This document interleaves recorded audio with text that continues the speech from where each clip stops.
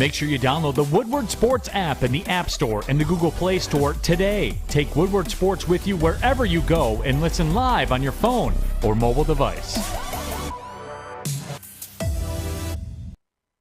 Morning, everyone, and thanks for joining us on the Morning Woodward Show here on the Woodward Sports Network. Also featured on The Roar on 99.1, 93.5, and 94.7 HD2. Happy Friday, everyone. Happy We got the Friday dances going over here. Yes. Yeah, you're not dancing. I'm in a whole different universe right now. It's okay. Good morning. You'll get there. Good morning. Oh, I'm there. Don't worry. Good morning, guys. How are you? I'm Just good. Standy. Maddie? You got locked out of your house last night, huh? I did. Yeah. Yeah, I know the feeling. No, seriously. Except for nobody locked me out. I locked myself out. Yeah, but mine's kind of a weird story. I was in a rush one day to go play golf with my buddies. And I told my wife I was still at work. So I went home, got my clubs, and ran the hell out of the house. Because I didn't want her to be there, you know? I left my wallet and keys in the house. Ouch. And I kind of need my wallet and keys to go golf. So you had to go back in your golf outfit. I had no keys to get in the house. They were in my car. Gotcha.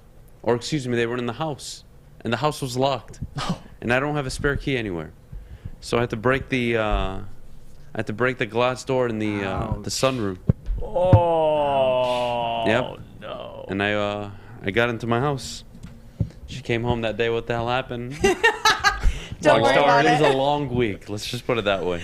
It's a long week. Don't worry You had about to it. break into your own house. I'll tell you what.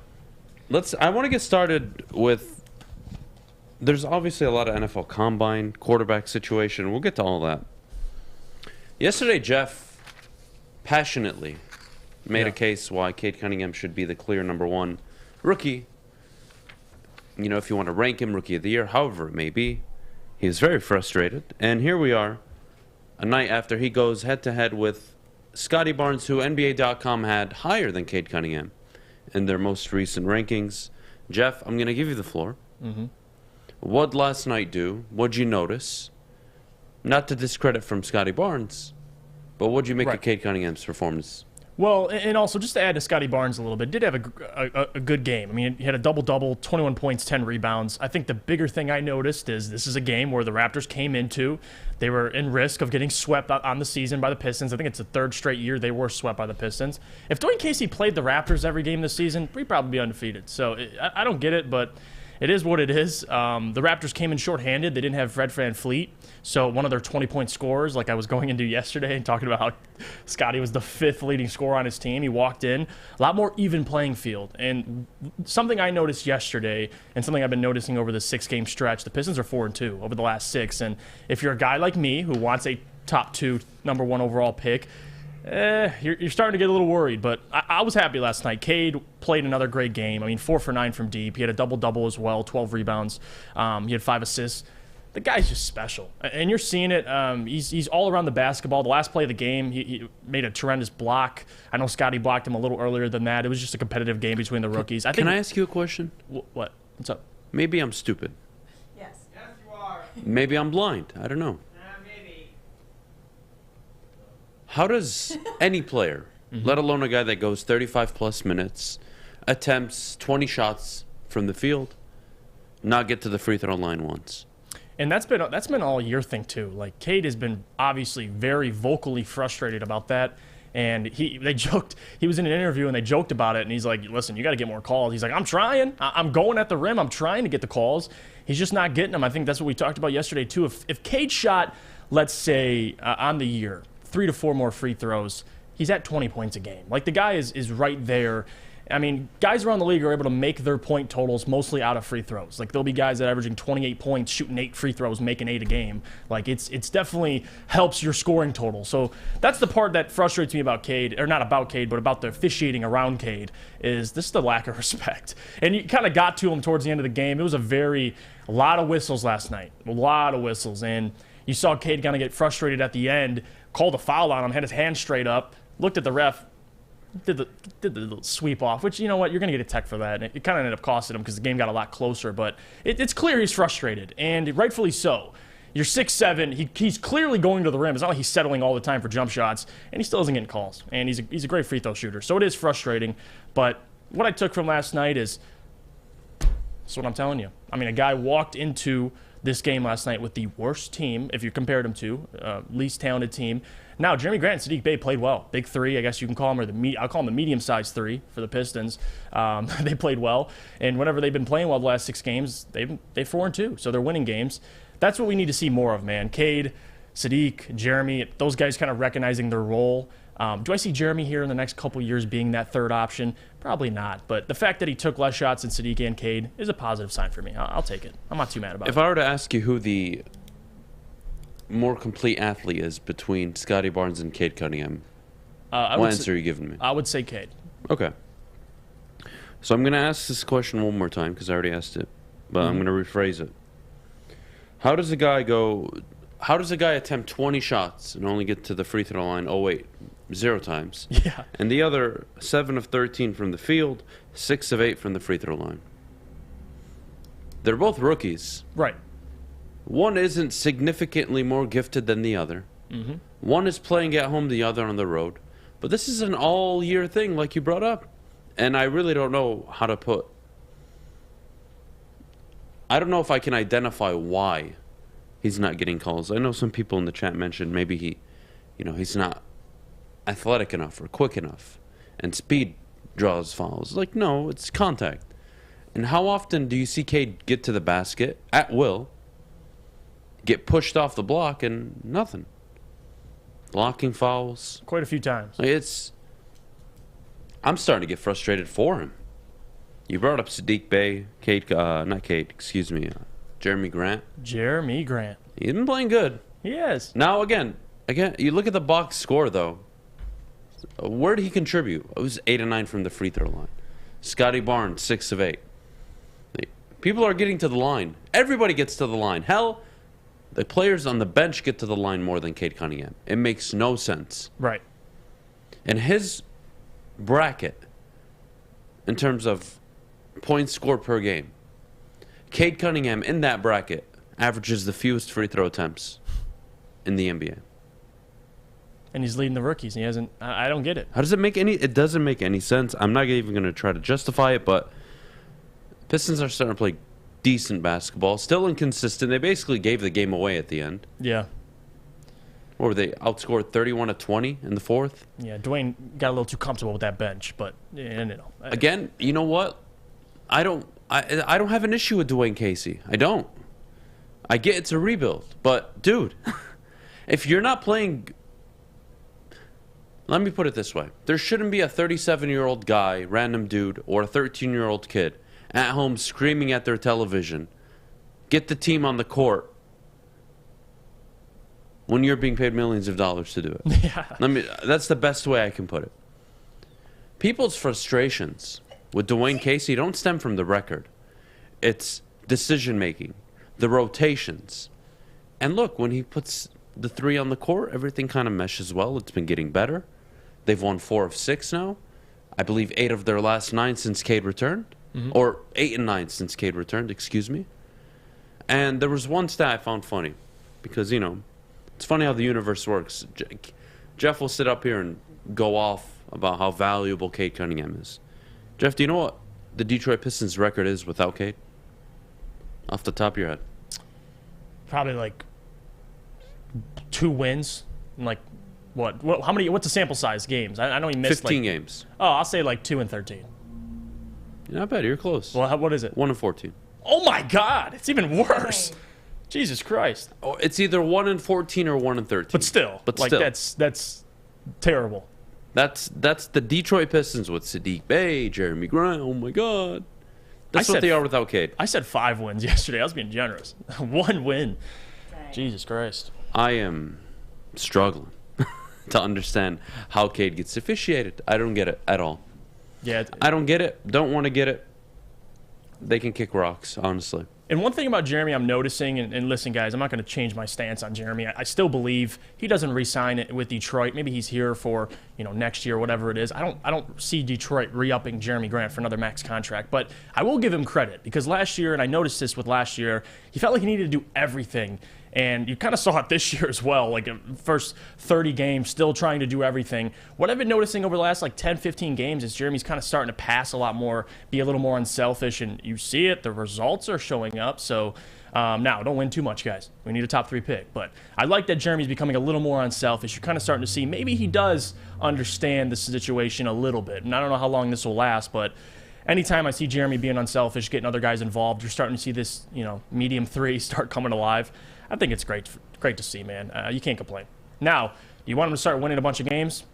No, I don't. Because even though it is good, how you build culture, we talk about it, you got to win games. But this season, you've sucked for so long. Don't mess it up, please. That's all I'm asking. Listen, guys, I have one. I don't often put rules in the chat about what you can say, what you can talk about. You're free to do as you please. There is one thing I will not accept in the chat. No. There will not be any Andre Drummond talk in the chat. He is banned from not only the city of Detroit, but from this goddamn chat. Not going to happen. Please, Andre Drummond, you suck, my friend. I wish you nothing but nothing, really. I don't know. I don't know what to... I don't want to be too mean, but my point is, nobody likes Andre Drummond. Yeah. It's Friday. He sucked. He was the biggest waste of 7 feet I've ever seen in my life. God, hated him. If Neil was here, Neil would say, wouldn't you want to root for him? Because he left to another team? No, Neil. No, Neil. Andre Drummond. Is that Neil's point? He said that about Sue, too. He's like, oh, I can't wait to root for Sue. Imagine the difference. God, I couldn't wrap my head around it. A guy that played 12 years at the most important position compared to a guy that played 4 years at the defensive tackle position. Wow, we're really using our big brains here. So proud of everyone. I love Neil. Guys, we got to go to break. Maddie, when we get back, the 10 most talented players in NFL history. There was a little poll / announcement that went around social media the other day, and I have no idea how they came up with this list. I don't know if these are a bunch of 22-year-olds who have never watched any of these players. I don't know what's going on here. But the list is pretty bad. Just like any other list that they've put out in the past. It's very fair. Well, we got to go to break. When we come back, we will be talking about that. But first, we need to hear about Planet Fitness. Planet Fitness, guys, the official studio sponsor of the Woodward Sports Network. We're so happy to have them part of the team. Check them out. Your fitness is essential in the year of 2022, and always do what I do. Go to Planet Fitness 5 days a week, work out. It's a good stress reliever, good for your mental and physical health, and you can get started for $0 down, $10 a month. Check them out, planetfitness.com, or visit one of their local Metro Detroit locations. Fellas, let's be honest. We like things to be easy. We like simple stuff, like sports 7 days a week. We like things uncomplicated, like Lady Jane's Haircuts for Men. Open 10 to 8, 7 days a week. Walk in anytime. Sign in, sit down, watch your favorite team play, and before you know it, your hair will be game ready. Open 10 to 8, 7 days a week. Walk in anytime. Lady Jane's Haircuts for Men. It's wicked awesome. What do you get when you mix fresh, juicy, hormone-free chicken with our savory signature sauces? The best damn wings you've ever had. Wing Snob Traditional Wings. Try our Jamaican Jerk or Lemon Pepper. And we toss them to perfection. When your wings are this good, it's easy to be a snob. Order online at wingsnob.com today. Wing Snob. We just have better wings. Your Detroit alternative to the normal sports blah, blah, blah. It's Woodward Sports.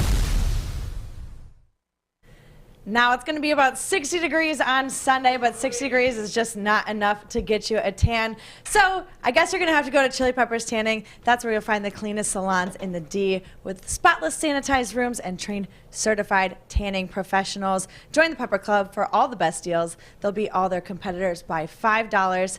Don't forget to pick up Australian Gold, Designer Skin, Caltan, and Swedish Beauty Lotions. They've got 26 locations around Metro Detroit and more to come.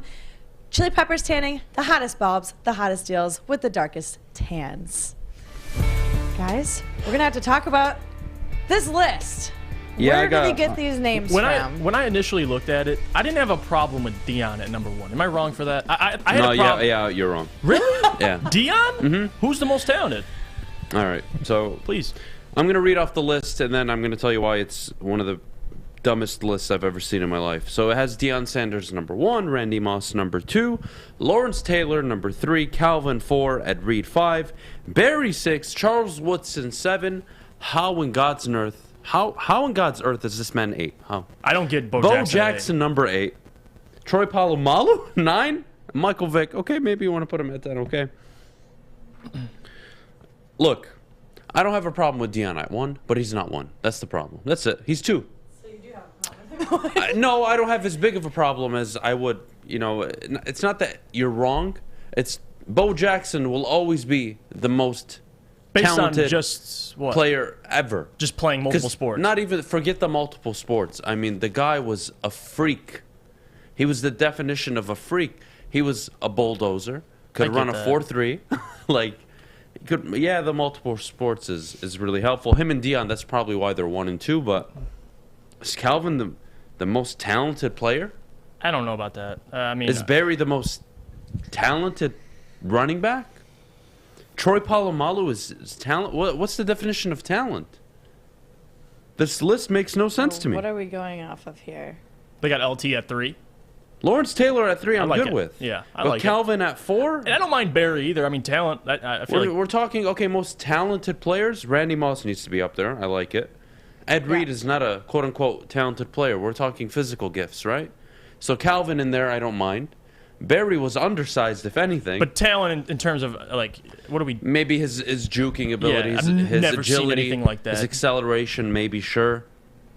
Charles Woodson, is he one of the most talented football players ever? And I love Charles Woodson. I don't know. I don't understand how they came up with this list.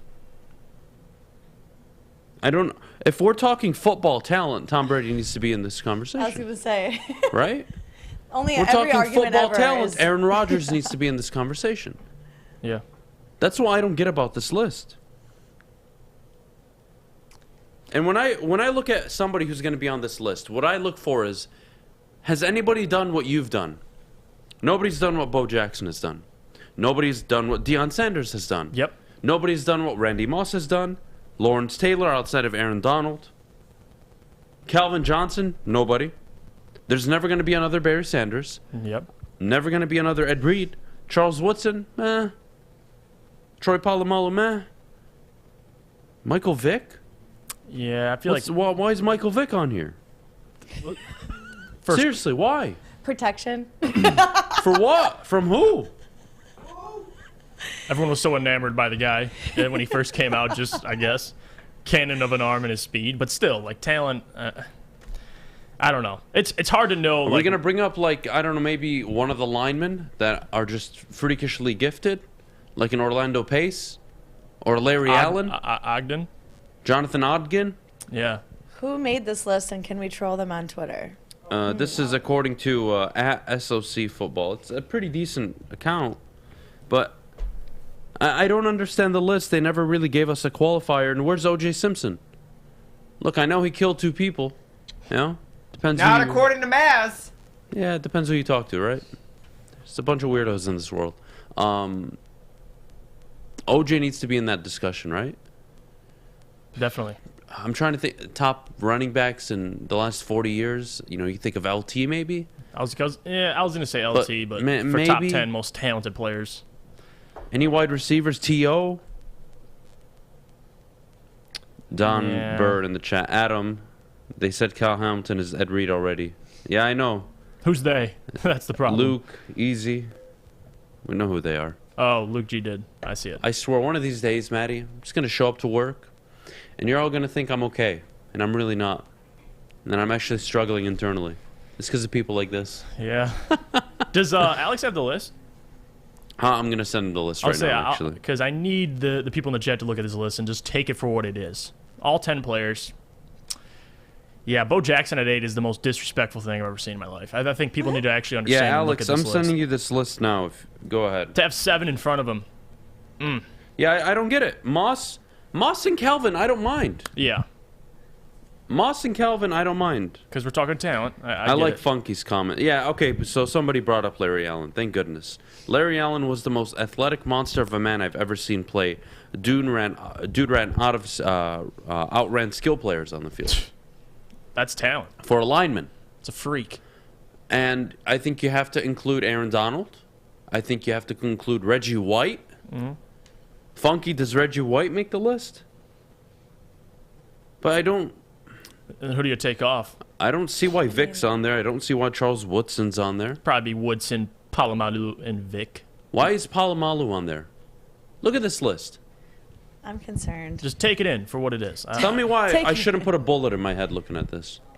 Yeah, that Bo Jackson, you got 7 in front of him. Is Charles this Woodson like ahead in of a Bojan. certain time frame? This is all time. This is talent based on SOG football. Woodson, Ed Reed, Interesting. all ahead of Bo I Jackson. can't take the list seriously because they have Troy Polamalu, Michael Vick, and Ed Reed on there. And I love Ed Reed. But Reggie White, Larry Allen, human freaks of nature. Jerry Rice isn't on there either. I wouldn't I'd put him. Jerry Rice on there. Because I get if you're measuring talent, like Jerry was great. Yeah, but talent, you could argue Randy and Yeah, the Kelvin. stick 'em Certainly, hands. I'd put him in there over Yeah, I put at him least over half of these guys. Yeah, you could take off I guess definitely that's fair. Troy Woodson. Bo Jackson needs to be 1, Dion 2, I don't have a problem with LT. and then after that, I don't really care about the list. Yeah, Yeah, this doesn't make any sense. Do you guys see the Lions picking 2 receivers? We'll get to that later. Don't worry. Don't worry. I'm excited. But, Jeff, I was trying to look at this list last night, and Ray Lewis is not on this. Please, guys, no. And I can't take that list seriously because it doesn't start with Bo Jackson. And Deion Sanders, obviously one of the most gifted players. Is there anybody... I'm trying to... Maybe I'm missing somebody, but... Terrell Owens, maybe? No? Not T.O. yeah. You had Moss back in the day.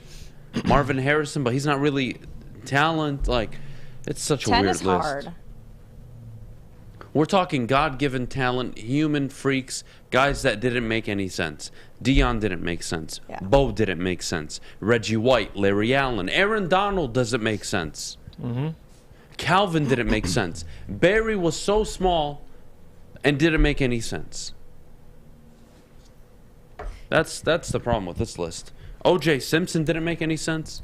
He was built like a brick house, and he was faster than everybody on the field and at the house when he was killing them. That's what you got to look at for this list. Raw talent. Yeah, Raw talent. Not work ethic. I think guys, Jerry Rice gets into that work ethic top 10. Definitely. He's worked his butt off. But just pure talent, yeah. I have a problem with a couple guys on this list. And where Bo Jackson's rated, I still can't believe he's 8. He's damn near last on the list. And I don't give a damn if he played 4 or 5 years. The guy, in those 4 years, he was special. He was talented. If you see him. So, I don't know. All right, well, I do want to shift gears a little bit. We have about 5-6 minutes before we get into Scott Bischoff's latest mock draft. I just want to get immediate initial reactions from the NFL Combine last night. We're going to have John Maakaron joining the morning show from the Detroit Sports Podcast at 9 o'clock. I'm excited to talk to him, as well as Jeff, about the NFL Combine. But, Jeff, immediate takeaways. Who impressed you?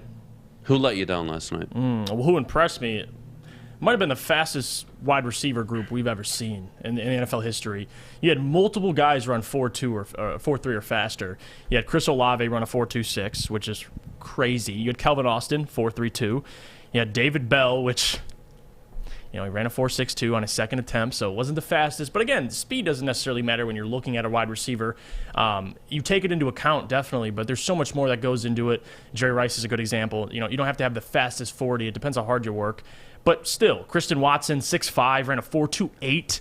And then you had Tyquan Thornton. I think it was unofficial, but fastest 40 time ever with 4.42. Not sure if he beat John Ross's record after it was official, but still, that's what I noticed the most, speed. Like you saw at Jelani Woods, tight end, 6'7", ran a 4.6. Think about that. These athletes coming out of college, especially this year, it's absolutely ridiculous. So that's kind of where my eyes were going last night. You watch the quarterbacks a little bit. Yeah, you watch Sam Howell, you watch Malik Willis, but that wide receiver group, I was paying very close attention, and a couple guys stood out to me definitely that, even though I'm higher on this time around, just because I like their raw talent. I didn't know Chris Olave had a 4.26 built in him. I mean, the guy's a silky smooth route runner, and he runs a 4.26. He's going to go top 15. Then you had Calvin Austin, a guy out of Memphis that a lot of people are sleeping on, ran a 4.32. So Probably the fastest wide receiver group I've ever seen at him. That's kind of what I took from it. Yeah, I mean, some of the winners, Christian Watson, right? Yeah. Chris Olave, Garrett Wilson, Sky Moore showed out yesterday, which was nice to see. But Malik Willis, it's got to bring it up. Have to. The guy made all the deep throws look super easy. And the scouts, they're sitting there. Oh my God, he can throw the ball 60 yards downfield, Maddie. He's athletic, explosive. Now, he couldn't hit any of the intermediate routes. He overthrew all of those.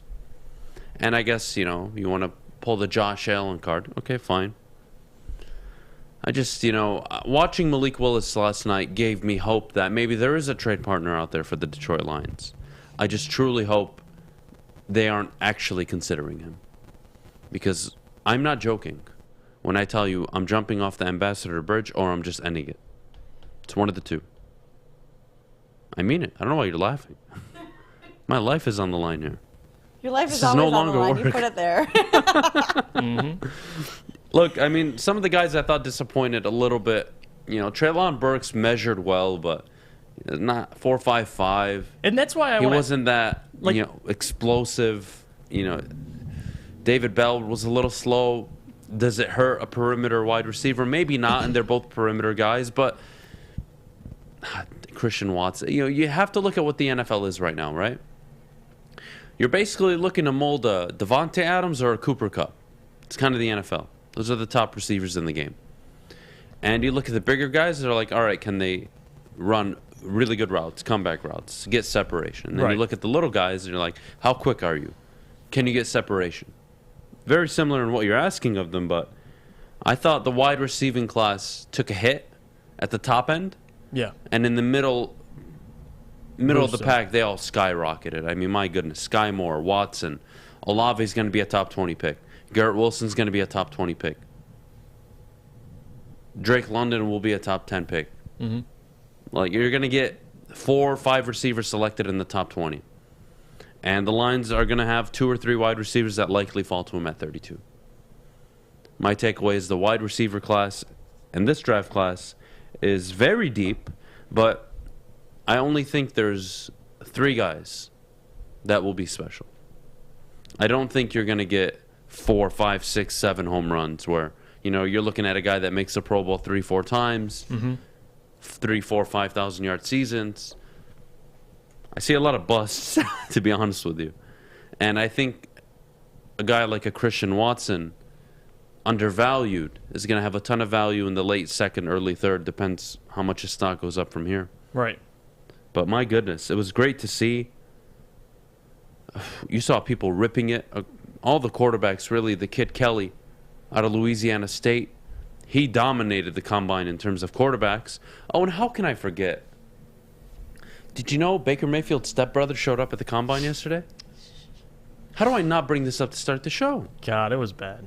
No, he was amazing. Sam Howell was the best quarterback there yesterday. He threw the fastest ball. Fish, get ready. What a fucking loser. I can't believe... Sam Howell, honestly, dude, go apply for Ford or something. I don't know. You're not going to play quarterback in the NFL, man. It's not going to happen for you. Maddie, we got to go to break. When we get back, Scott Bischoff, draft expert himself, came out with his first mock draft for the Detroit Lions. And who he selected, it shocked me. I was actually surprised by his draft, and I'm actually really excited to share it with everybody. Well, we'll take a look at that when we get back. But first, we need to hear about the Fulling Warehouse. Yes, well, I know a guy you want to go against in Fulling, Sam Howell, because he'd probably get that victory. And more importantly, Fulling Warehouse in Hamtramck. It's the home of the original football bowling pin game called Fulling. So you can host your corporate party, team building event, or you can just come in with family and friends. They have 2 ways to play, $10 unlimited open play, or a private lane reservation for $120 for up to 10 people for 2 hours. They have 100 different beers. They also have their $2 mystery beer machine, and they have multiple full bars. You bring the food, or you can have it delivered in. Come get your full on. Check it out at fullingwarehouse.com. It took exploring 50 different formulas and hosting countless taste tests, but we believe Gypsy Vodka is the smoothest vodka on the market. Don't believe us? Ask the owners. We're Mike and Adam Kazanowski with High Five Spirits Distillery. We're in close to about 1,200 locations throughout Michigan. We wanted to create a brand that was geared more towards freedom, love, adventure, and at the end of the day, we really wanted to tell a story that inspired other people to take risks, follow their dreams, whatever that might be. Think you're a big shot? Oh, excuse me, it goes down! Think you can make the big shot? Washington fires and hits! Woodward Sports wants to send you to the finals for college basketball April 2nd through the 4th in New Orleans. That's right, you and a friend in the Big Easy. We'll take care of the airfare, hotel, and tickets to see the finals for college basketball. Listen Monday through Friday to the Morning Woodward Show. Big D Energy. And the bottom line for your chance to qualify. If you can make the big shot, you and a friend are getting out of the cold and to New Orleans. Got it! Keep listening and watching for your next chance to win. Powered by Planet Fitness, Centron, and the Sports Marketing Agency. And it's over! Anything can happen in March! Welcome back. Thanks for joining us on the Morning Woodward Show here on the Woodward Sports Network. Adam, do you want to tell us what shocked you about Scott Bischoff's draft? All right, so It's my first time seeing it. WoodwardSports.com. All right, you can read all of our articles that go up. Scott Bischoff, his first version of his mock draft. He has the Detroit Lions selecting Aiden Hutchinson, number 2 overall. I like Scott. And this is, I think, the consensus, right? Everybody in the room feels like this is the right move. Take the edge rusher. But as the combine continues, as the pro days happen, as we get closer to the draft, teams are going to have that, drug addict itch. If they need a quarterback, do they go and get one?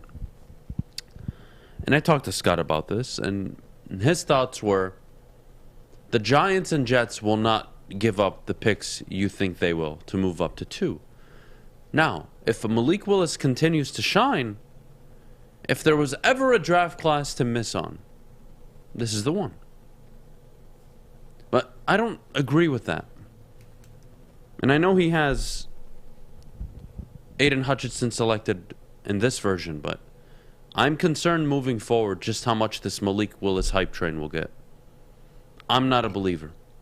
Not for the Detroit Lions. For another franchise, sure, go for it. The Detroit Lions have a quarterback they're paying $30 million on the books for. A quarterback that can win you football games. A quarterback that will allow you to build a sustainable roster for the next 3, 5, 7 years. Yeah. If you play your cards right. And will allow you to draft a quarterback in the near future, sit them for a year, and they can come in and take the baton, if that's the analogy I want to use this morning. How in God's name are we going to get through these next few months? I don't know, but I'll continue on Scott's mock draft. You have no issue with Aiden, right? At No. Number 2? I love it. All right, number 32, Devontae Wyatt out of Georgia, defensive tackle. Jeff? I'd have to see what he does at 34, I think. Jalen Petrie, safety out of Baylor. Okay, now I got an issue, I think. Really? Well, unless he takes a wide receiver late that I like a lot. So I'll explain his reasoning, okay? So this is exactly what he said. I don't think Wyatt will be available at 32 as he's a disruptive interior defensive defender capable of winning in various ways. However, he is here in this one, and I'm taking him because the dude weighs 310 pounds. His lateral quickness and his strength is unheard of. The Lions announced a move to move towards a 4-man front, and that means they'll need help on the interior along with depth. For Aleem McNeil and Levi Onwuzurike, adding Wyatt to what already is an exciting young defensive front, the Detroit Lions long-term will have a notable pass rush and run-stopping core. Not bad. So you have the 2 rookies from last year now going into their second year, a rookie D-tackle and an edge rusher. It's pretty young, and that tells me you're moving off of Harris, and that tells me you're cutting Trey Flowers, based on that logic. I don't hate it, but damn, I would have liked to see a wide receiver at 32 or 34. At 30, Which takes us to 34.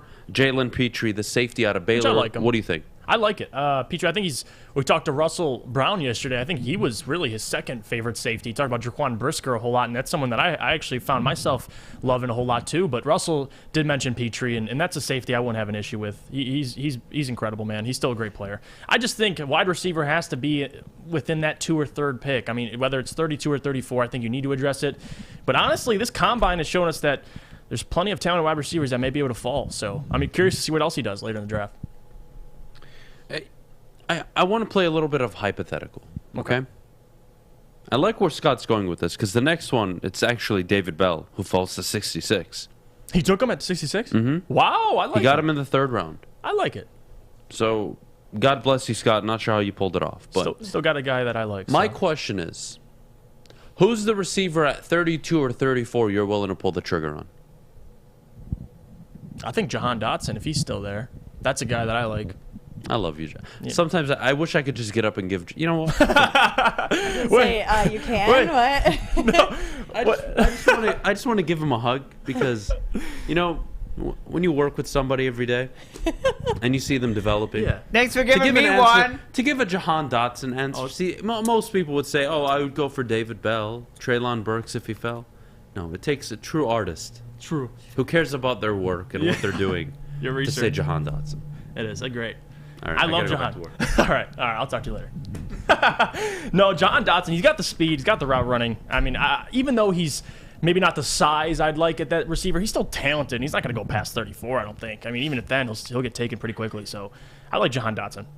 I think David Bell, honestly, after this combine, as much as I hate it, I kind of do see him slide a little bit more. So who knows? The Lions might be able to wait this year and take another wide receiver. Olave, I think, is going top 20. I don't think he's he falls. Too damn but good. For me, the clear, if he's at 32, you don't wait for draft day 2.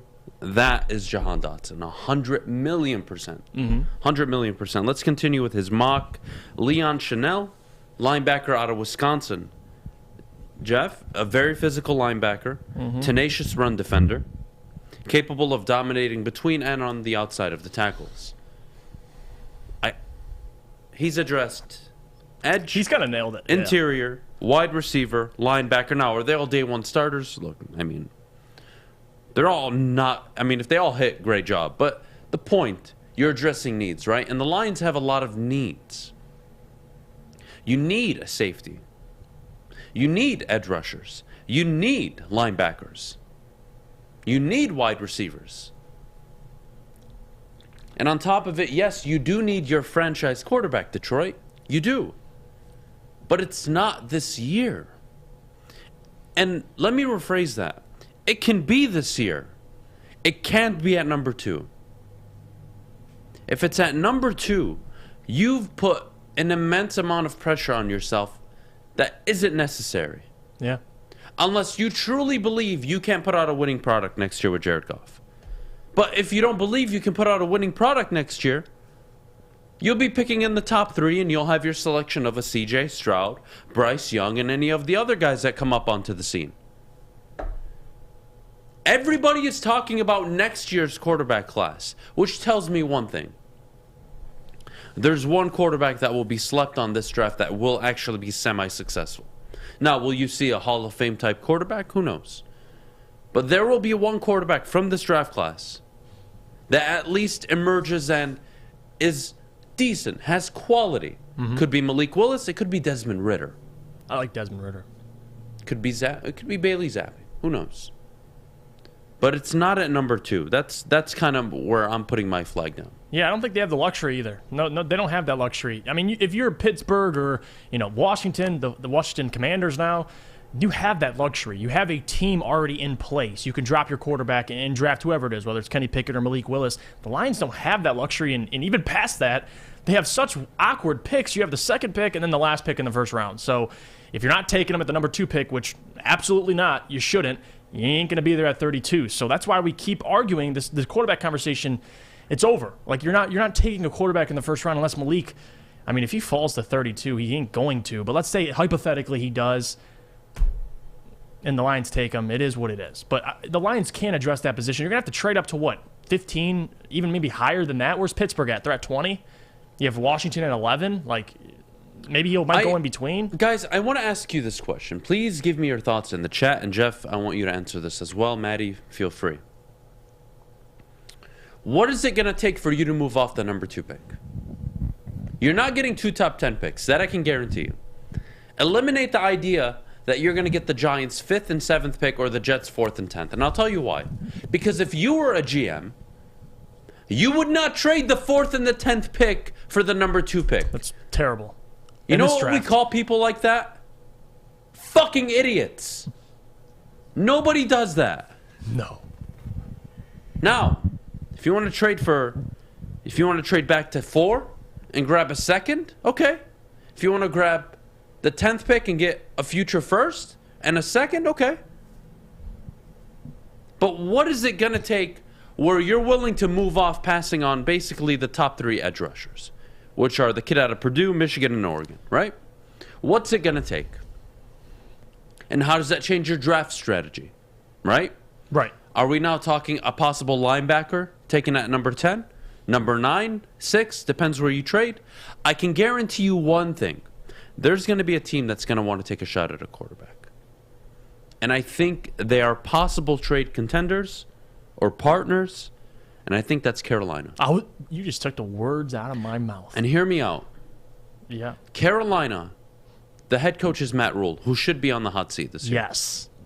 Matt Rule recruited what quarterback that's currently coming out into this year's draft? Kenny Pickett. Kenny Pickett. He scouted him at Baylor, recruited him, excuse me.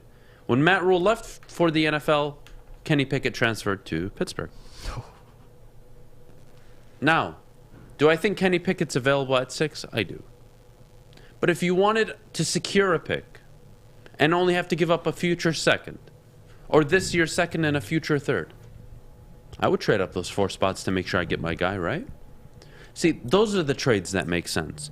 But there's no trade in the world where you're going to have 3 first-round picks this year. And there's no trade in the world I would do with the Philadelphia Eagles. Because now I'm just picking in the middle of the first round and I passed up all that talent. Yeah. And I'm relying on the GMs in front of me to make mistakes. That's why I don't like trading that pick, and that's why I don't think it's realistic. The Jets as partners, yes, but you're not getting 4 and 10 out of the Jets. Not getting both, yeah. You're going to get 4 and a future. You're going to get 10 and a current 2nd and a future. That's what you're getting. But you're not getting 2 top 10 picks from the Jets or the Giants. That's not going to happen. Guys, come on, let's be realistic. If you were the Jets or Giants GM, you would not make that trade. If I'm the Giants, I am happy at 5 and 7. And I'm willing to trade back. And I'm willing to get draft capital. And if I'm the Jets, oh, you know damn well I'm looking at taking a Devin Lloyd and Kyle Hamilton. Or I'm looking to take the kid out of Purdue, the edge rusher, and then take a Devin Lloyd. Oh, you're damn right I'm absolutely considering that. Or maybe, just maybe, I take a Garrett Wilson, Drake London. Get Zach Wilson some help. Maybe I take Kyle Hamilton, and then I take Drake London. Who knows? Why, as a GM, why would I pass on that opportunity? I sound like a goddamn idiot if I traded 2 top 10 picks for the number 2 pick. Look, I know the mock draft simulators are fun, guys, but they're ruining your heads. Okay? I think I made my point. Yeah, you did. There's no. But Adam, with a good GM like Brad Holmes, it doesn't matter where you pick, he's going to get the right guy. Okay, yes and no, Jack. I agree with you. When you have the right guy in the room, you're going to be able to make a very good pick wherever you are. Fair? I think that's fair to say. I agree with Jack. But that does not mean you intentionally trade back 10, 12 spots just because you trust the GM. Now, if you're getting a haul of picks, hey, be my guest.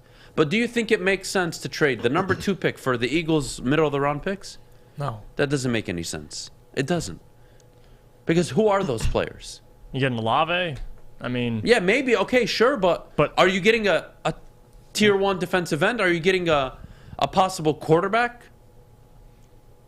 I don't know.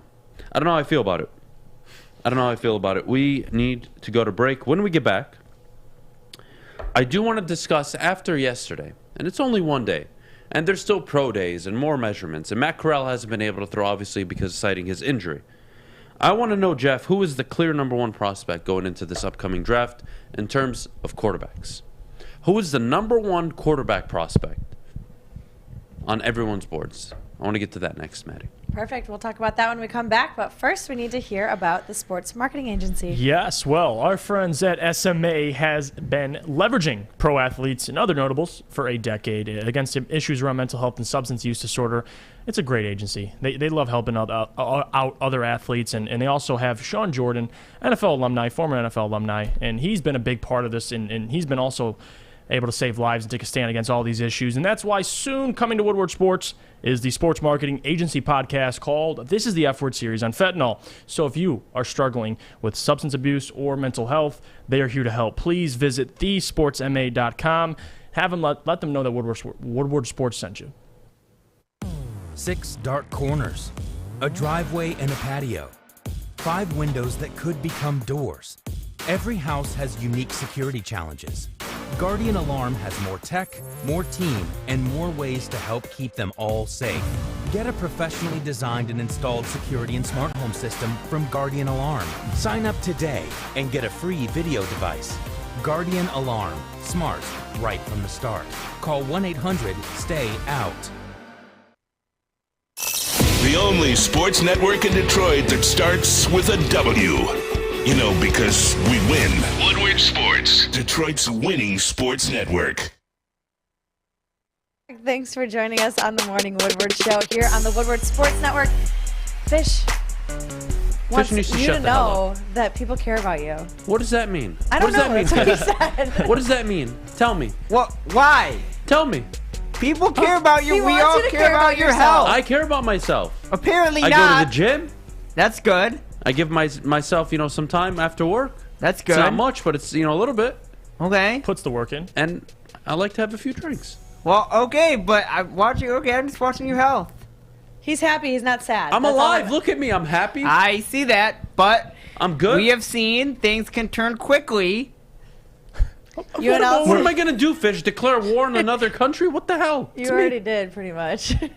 That's a whole different conversation. Fish, despite anything this man does, he still beat me on the vertical yesterday. So you know what? I can't even talk. It is. All right, I feel like I could have done so much I would better. just like to I say agree. that very there were several appreciated. comments on the post that I was not included in this. Yeah, I'm vertical very happy challenge. I wasn't here. included. No, I know I wasn't here. I choked. Well, after the show, you're going to do it. I won't be here. I did it. I didn't. I pulled honestly an Aaron Rodgers-esque choke in that vertical, man. It was bad. I had yeah, you those did choke. huge I was a snow little boots disappointed on. in you. I won't lie. I was was very that, disappointed. I told Adam, I was minus 100 going into there. I was the favorite. And then at the I end, always a miss lot of all people the lost fun. money. All right, Nick, Alex, man, jumped out. Anyway, moving on. We got to I talk about think this Maz quarterback. is was the all-time favorite. Yeah, look. Everybody loves Maz, right? Maz! My Yankees. I love how Maz talks, honestly. Legend. It's one of the best things ever. Imagine I wish I could go home to my wife or my kids one day and just be like, "Hey, kids, how you doing?"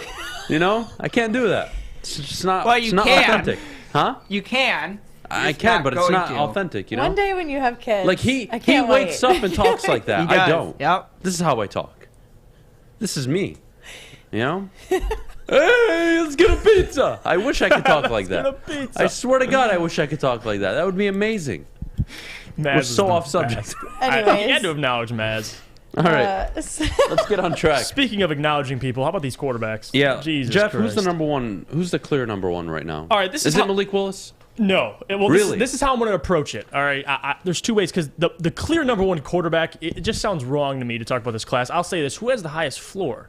Who's the most ready to play? I'll say Kenny Pickett. I've been saying it for a while, and Russell Brown agreed with me when we talked to him yesterday. Kenny Pickett, if you want to go clear number one in terms of most ready to play, it's clearly Kenny Pickett. But I will say this. The quarterback that has the highest ceiling, it's still Malik Willis because of all that unlocked potential. I don't know how he's going to turn out in the NFL, but he definitely has the highest upside. One guy that I think is kind of flying under the radar, and I think it is kind of more pro-ready than a lot of people think, is Maakaron. And he's not going to throw at the combine. He still has that ankle injury, but if you watch his game tape, he's got all the arm talents. He can make all the plays with his legs. So that's another guy I really do like, and I think that we'll start sliding up people's draft boards. This isn't like Kyler Murray or Joe Burrow. Like, this isn't that type of class where you can look and say, all right, he's the number one quarterback. This guy's the number one quarterback. It's honestly, it's still a mystery who's going to. I wouldn't be surprised if Malik was the first one off the board. Kenny Pickett, wouldn't be surprised. The only one I'd be surprised with is once you start getting to Maakaron and Desmond Ridder. I think it's kind of a two-man race, but there's two ways to look at it, and that's kind of how I choose to look at it. Who has the highest upside? Who has the highest floor? And that's Kenny Pickett. Highest upside to me is still Malik Willis, Adam. Oh, you're killing me, Jeff. Clear number one's tough. You're killing me. Yeah, well, that's the problem, right? It's like we're not having this conversation. Is there a clear one? Trevor Lawrence was the clear one last year. That was not an issue, and that was in a deep quarterback class. But guys, there's no science. There's no clear definition on how to hit on a quarterback. If there was, every team would be successful. Yep. Hitting on a quarterback is hard, and it actually could be a year where everybody dogs the quarterback class, and there one or two come out and they shine. Now, Malik Willis, I think you want to compare him to Josh Allen. That's the comp he's been getting. I think we're reaching a little bit, but I'm willing to say the kid's got a magnificent arm, raw talent, very mobile, very dynamic, and we always talk about the league as going into that direction, right? But Jeff, if I were to tell you, I think the clear number one prospect right now is actually Desmond Ridder. What would you say? I think Desmond and kind of how I evaluate him is he's a guy that does a lot of things good. Does a lot of things okay. I think he's going to be a guy that can start in the NFL. I don't know the projection of his career or anything, but I don't think you're crazy. I mean, he's got the speed. He ran it yesterday. What did he run? Like a 4.5 something. So fastest quarterback speed. Recorded, obviously Malik didn't run, but he's got the 40. He's got the arm, I think. I mean, he's a winner. And why I bring that up is I try to mold a quarterback, right? So with Malik Willis, I think it's fair to say right now he is hitting all the ceilings in terms of wowing people, getting them to buy into his possible potential. And Malik Willis is a guy that's going to have to sit a year. Are there any day one starters outside of Kenny Pickett? No. And I don't think Kenny Pickett's going to come into the league day one and contribute in a, wow, my goodness. Even Baker Mayfield came in and contributed right away. But I don't think Malik Willis is that guy right away. I feel like there's a lot of projects here. And that's why, and this year more than any year, I think you can take a chance on him at the end of the first round at 32. Take a chance at 26, 28, 24, trade up. Maybe grab one in the second round if it's not Malik Willis, a Ridder. It's okay to miss in the second, third, fourth round. Right. But you don't take a guy number 2 overall. It puts Brad Holmes and Dan Campbell on the clock. And I don't want that. That's a year from now. Mm-hmm. I don't want that right now. I don't want that pressure for this football team. I like where the roster is going. I love the amount of capital they have moving forward. And I truly believe if they avoid a quarterback in the first 3 rounds, they're going to be onto something. But if we're being honest, Malik Willis is showing right now all the... What's the word I'm looking for, Jeff? He's giving you all the signs of draft me. Yeah. Out of all the quarterbacks. And that's concerning, but also a positive if you're looking for the Lions to have a trade partner. I'm going to shift gears a little bit, Jeff. I want to go into, of the quarterbacks, we're going to stay on quarterbacks, but of the quarterbacks, I want to know which one you're willing to take a chance on and where. Could be in the 7th round, the 1st round, I don't care. I want to know a quarterback you're in on, and at what pick realistically you can get him at. So we'll start with the end of the first round, and assuming, Kenny Pickett's off the board, assuming Malik Willis is off the board. If Malik's there, you take him. I mean, I think that's a guy that I wouldn't have a problem with if he's sitting and you take him at 32, 34, but he's not going to be there. So realistically, if the Lions were to take a chance on a guy like Desmond Ridder or a guy like, Matt Corral, maybe at that 34 pick, I don't think maybe 66 is a little too far away, but 34, I would not have an issue. I think those two guys, Matt Corral, Desmond Ridder, it's the first round pick is that I have an issue with. Because think about it, guys. If you're taking a Desmond Ridder or Matt Corral at 32, that sacrifices your linebacker, another edge rusher. It sacrifices a wide receiver. You'll have the 34th pick, but again, you're still a position short. We're only able to take 2 defensive players. So all I'm saying is be careful because you're taking a guy that might not even play and might not even work out instead of another player that can immediately start. But Adam, I would honestly have to say Desmond Ridder or Maakaron. I think if 34, if they're there, I like him. I know Carson Strong's being talked about. I think what scares me a little bit about Carson Strong is he's a statue, but he does have an arm. So any of those guys. I swear, I think Funky is like my stepdad. Think so much alike. Nailed it. Ridder 34, just like you just said. Yep. Bailey in the 97th overall. Purdy in the 6th round. Yeah? Any of those, Yeah. I'm honestly fine with. Yeah, that makes sense to me. Willis at 2 is a big no. And you know what, guys? I did some more diving into it. And I did my best, and I want to know what you think. And Jeff, please, as I go along with this, let me know what you think. If the Lions want to trade back, let's say Aiden Hutchinson goes off the board, number 1 overall. And let's say the Jets are your trade partner. What do the Jets have to give you? The Jets are going to have to give you the 4th pick, let's say. Yep. They'll have to give you their 2nd round pick. And maybe their 3rd. Okay. So where does that leave me in this version, right? It leaves me selecting at number 4. They get the guy they want. And at number 4, Kayvon Thibodeau's off the board. Aiden Hutchinson is off the board. And Kyle Hamilton is off the board. Now, boy, doesn't that leave Detroit in a difficult situation. Do you continue to trade back? Do you trade back to a Carolina? Do you trade back with a Denver? Do you trade with a Washington at 11? And who's going to be available? Mm-hmm. But even then, if I'm the Jets, am I willing to give up a 2nd, a 3rd, and a future 3rd to trade up 2 spots? No. That's the problem with these mocks. Is it feels great and it sounds great. It's not realistic. If I'm a GM and Brad Holmes calls me, Adam, we're looking to trade back. We'd like to pick at 4. What are you willing to offer us? Or I call him, I say, hey, I want to move up to 2. Brad, here's what I'm going to give you. I'm going to give you the number 4 pick and a future 3rd. And you're going to let me trade up 2 spots. Maybe I'll give you this year's 3rd and a future 3rd. That would be the max. And is that enough to trade down 2 spots? Yeah, maybe. But you've now lost 3 players off the board you can't control. People always talk about teams reaching. It's not just about reaching. It's 1, do I have the ability to trade back? And 2,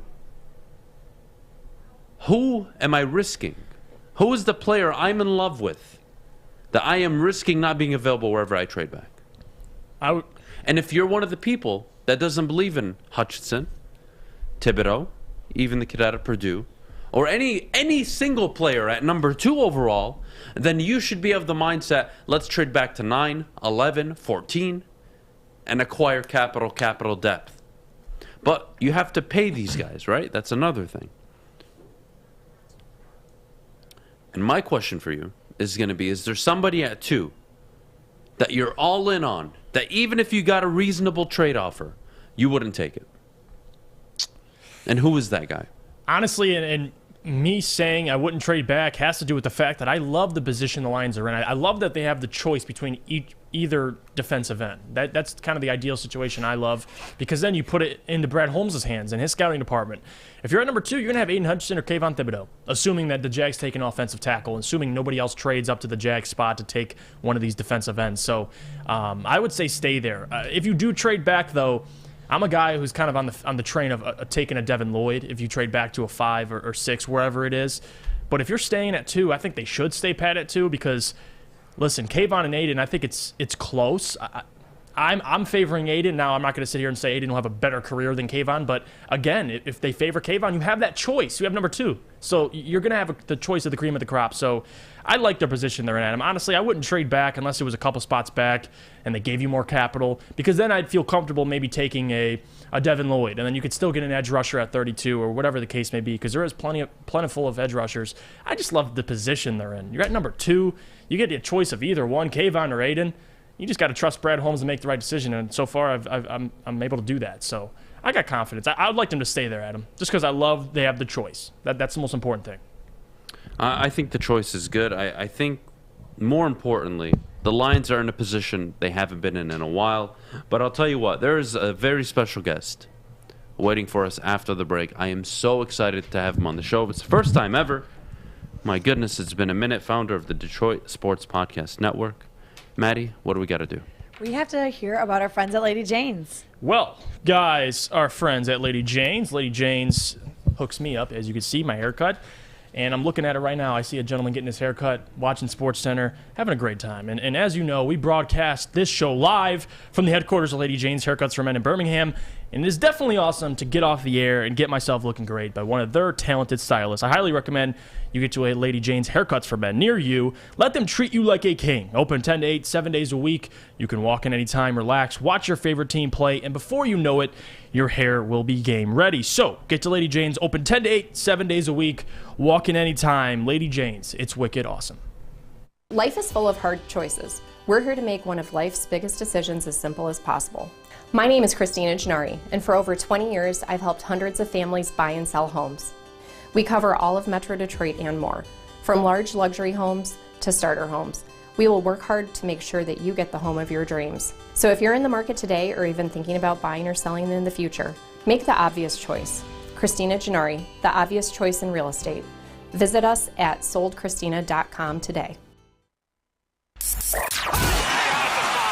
3 NBA championships. Detroit fans were there. 11 Stanley Cups. Detroit fans were there. 4 World Series wins. Detroit fans were there. And that one Lions playoff win in 1991. Yeah, Detroit fans were there. Woodward Sports, where the fans are.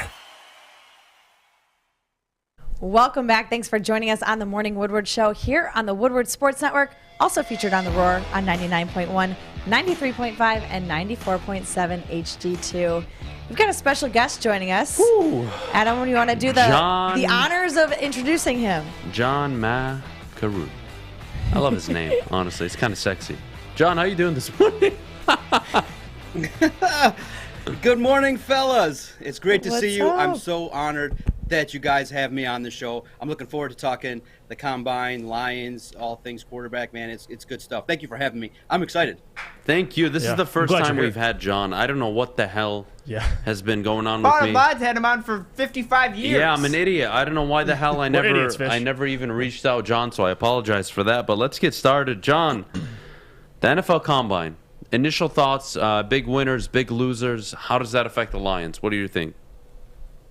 Yeah, absolutely, guys. Man, I love the change of having the Combine being aired from 4 till 11. I got all my work done, settled in for a lot of evaluations, 40-yard dashes, seeing the drills from the quarterbacks and the wide receivers, tight ends to start. So for me, first and foremost, I do have a gripe. I mean, when they ran the 40-yard dash, they got everybody all hyped. They were like, oh, my gosh, this individual almost broke the record. This wide receiver, I believe out of Baylor, almost broke the wide receiver, broke the record for the 40-yard dash, only to find out that these unofficial times were way off. I mean, come on. I know the NFL likes to tease people, but I've been teased my whole life. I don't need to be teased that much with the 40-yard dash. I want to see a little bit more accurate times. This is the National Football League. Let's get with it a little bit more. But overall, man, I sat there for 7 hours and watched the entire thing. I thought the wide receivers really established themselves to be a real deep class. And it gives me a little bit hope that, because I was, me personally, a little disappointed that the Lions draft pick slid all the way down to 32, because I felt if the team was able to be at, 23, 24, 25, then maybe you could get one of the top wide receivers. But, the Rams did their thing, and now, the Lions are sitting at 32. But the way in which these wideouts performed, everybody universally is talking about how deep this class is. So while I have my own ideas about what the Lions should do at 32 and 34, if they choose to address needs on defense at safety or linebacker, and they continue to look at wide receiver in later rounds of the draft, I'm a little bit more comfortable after what I saw on Thursday evening. I do have a question, John, in terms of how gifted these wide receivers are, and it's going to pull off to one prospect, Kyle Hamilton. He's the talk of the town. Should the Lions draft him number 2 overall? I've already made my feelings pretty well known about it. I would rather kill myself than them draft a safety at 2. But I want to know your thoughts on one. Kyle Hamilton is a prospect. I think we can all agree is very, very good. But at number 2 overall, does that make sense for the Detroit Lions? And what do you think they should be considering at number 2? Yeah, absolutely, guys. Could the Lions fan base handle a defensive back again being drafted at number 2? I don't know. I think, it would definitely be great for us, content creators, regarding the angst the supporters would feel. Man, Kyle Hamilton can do it all. 6'4" plus. I think a safety that would address a need. For me, if they did it, I obviously I tend to be a little bit more skeptical with the Lions, obviously having drafted Jeff Okudah at number 3 when you could have had a quarterback. But Kyle Hamilton fits a need. But you could go a lot of different ways to fill the need at safety. You could bring back Quandre Diggs, who obviously was a mistake when the former regime, Bob Quinn, mistakenly traded him because of some perceived lack of respect in the locker room, and that was obviously came back to be a mistake. Quandre Diggs did a great job for the Seahawks if you bring him back and pair him with Tracy Walker. But if you go and you do that, I think you're going to have to do a little bit of selling to this fan base, because I think Aiden Hutchinson right now just has been mocked to the Lions by nearly everybody. I think this is somebody that his stock is steadily rising among supporters. There are some who goes out there and tells us that Aiden Hutchinson's flop, but universally across the board, I think you're hearing good things about Aiden's potential regarding his work ethic, how he would fit in with Dan Campbell, the fact that he played at Michigan. I think that the Lions definitely, and Jeff said it, probably still have a lot of trust in regards to Brad Holmes. I think that people will respect whatever he does at number 2, but I think you got to address that. Yeah, you have to address that pass rush. It's been terrible since I've been podcasting, since I've been watching the Lions. They don't have a pass rush. And you heard, guys, all of you heard, the Lions are going to shift more to 4-down linemen a little bit more this upcoming season. And when he said that, when Dan Campbell announced that earlier this week, that really should signal to everybody Aiden Hutchinson's probably going to be the pick. Well, thank you for joining us, John, number 1. And number 2, you sound like a smart guy. You are a smart guy. So I want to ask you about the quarterbacks, because we've been having this conversation, and I know Malik Willis is the talk of the town, and you kind of got to see some of these quarterbacks sling it yesterday. Where are you at right now on the Lions? You have Jared Goff clearly for the next couple of years. Do you think the Lions, this would be the year to either stand pat, take a quarterback at 32, 34, or are you in the camp maybe to trade up, and if Malik Willis falls, you try and get a guy like that? Yeah, absolutely. Let me tout my credentials here a little bit. I am an individual that does possess a master's degree in psychology. Now, I spend most of my time helping people get motivated, feel better, turn their life around, instill some energy. But in the sports world, man, I talk a lot of junk online at Detroit Podcast, and it's been fun. It's like an outlet. So this debate regarding the quarterback position in Detroit, oh my gosh, I've spent 5 years going back and forth regarding Matthew Stafford, and now the Lions have Jared Goff. And it's really a unique situation, because you can have success with Jared Goff if you build around him. But I don't think you can have the ultimate success of getting over the hump and winning a Super Bowl. You need that elite level quarterback like you're seeing now in the AFC with Jared Allen, Patrick Mahomes, emerging now Joe Burrow. The quarterback position is one in which you got to go out and find somebody that's talented. And for me, one of the traits that I've been screaming about online is get somebody with mobility. Get somebody that can, if your pocket collapses, if the offensive line struggles and you have some injuries, that can move the football, that can, evade defenders. Malik Willis does that. But man, what a tough decision to make. Do you take him at number 2 and sit him behind Goff for a year or two? I just don't think, with where the needs are, with where the Lions rebuild is at, I would have no problem with Malik Willis. He fits the bill of what a developmental quarterback would be. All you can do is hope that he's there at 32. I don't think so, because I think the Steelers would pick him up pretty quickly there in the draft. But I think right now, the strategy in which the Lions, I think, are going to do is you just got to pass this year on quarterbacks. Build this team with those 9-10 picks and find ways to get Jared Goff a little bit more success. And you can also, guys, you can look to free agency for somebody, maybe the likes of a Marcus Mariota, to bring in here as a backup for Jared Goff. But in terms of the quarterback this year, everybody projects it to be kind of not the best class. So I am opposed to reaching at any level. Malik Willis probably would be the quarterback I would bring in to develop if you do it, because he could learn from Jared Goff's presence, his ability to read defenses, and Malik Willis is a freak athletically. I think you could, if it turns out right, be looking at the next Lamar Jackson. But would it happen here in Detroit? You got to really be patient, because I think, you know us, we want to get, if the Lions draft Malik Willis, probably by September 15th, me, Adam, and the likes would be calling for him to be out there right away on the field. But No, don't do that. Don't do that to me, John. I year. would be dead. No, I would be dead. I already made an agreement. They draft Malik Willis, I'm jumping off the Ambassador Bridge, or I'm putting a bullet in my head. You said at 2, or you just saying draft it off? At 2, yeah. At 2. So it better not happen. But, John, you know what? Since we're going to be on the subject of quarterbacks, Jared Goff, for all the crap I can give him, yeah, he's still a decent quarterback, average, whatever you want to define him as. I have no issue with that. You can win football games with Jared Goff, and he offers you this bridge ability where you can build a sustainable roster, John, a roster that can compete for years to come, similar to what Kansas City did when Alex Smith was the quarterback. And my concern now is this team and this fan base is, we need a quarterback. Get the quarterback. Bruh, you had a quarterback for 12 years, and you didn't do lick with it. You never had a pass rush outside of, 1 or 2 years? Never had a run game. Never had anything outside of a number 1 wide receiver. And then when he retired, you had, Marvin Jones? Kenny Galladay? Oh, Golden Tate, right? For a few years. Great job. But no defense. Go get the pass rush. Now, if it's Aiden Thibodeau, the kid out of Purdue, John, I don't care. But this nonsense talk of a quarterback, you're paying Jared Goff $30 million this year. And you know what? He's still relatively young. And if this guy re-signs on a 2-year extension, $24, $30 million, hell, even 2-year, $40 million contract, Lions are in a good position, John. I don't see it.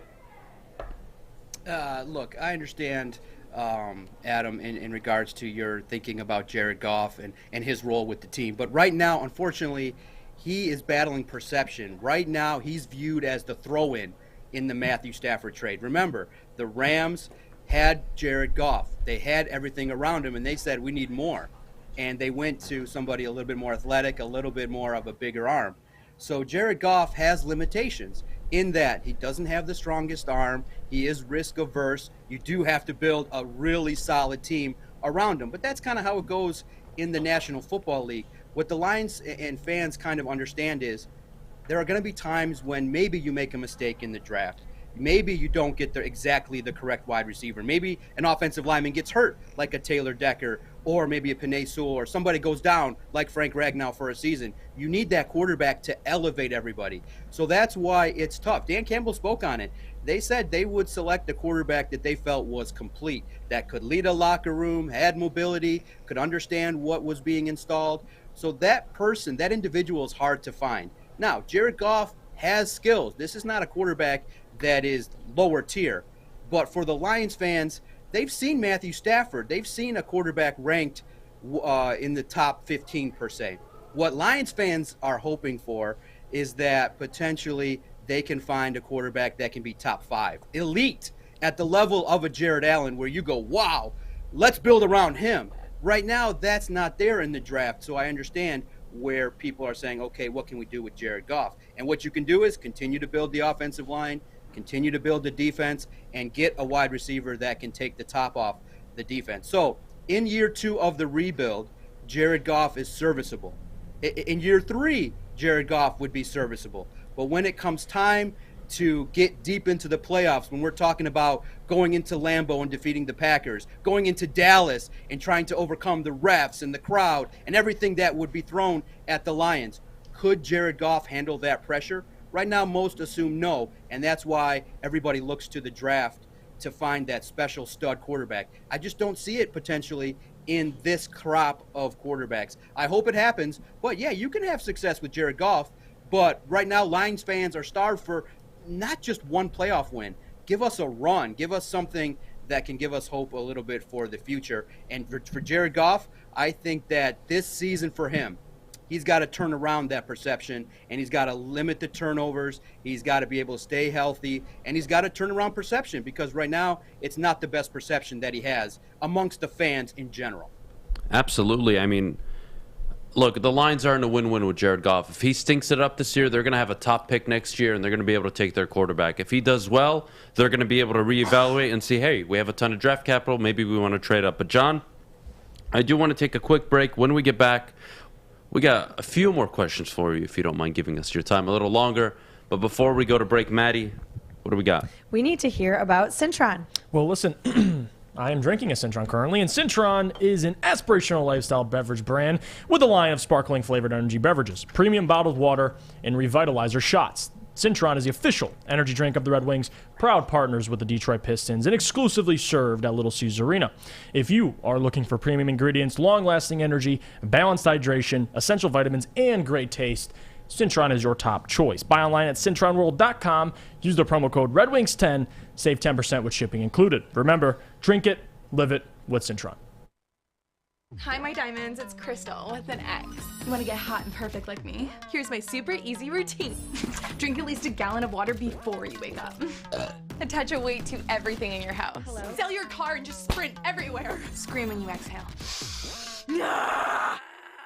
Don't follow Crystal with an X. Do your own thing at Planet Fitness with tons of equipment and free fitness training in our clean and spacious clubs. Join now for just $10 a month and cancel anytime.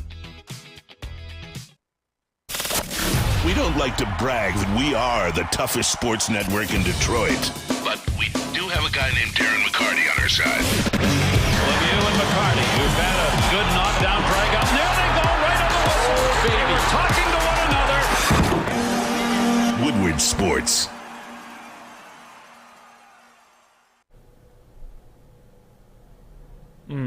Guys, you know what? That sounds delicious right now. Wings.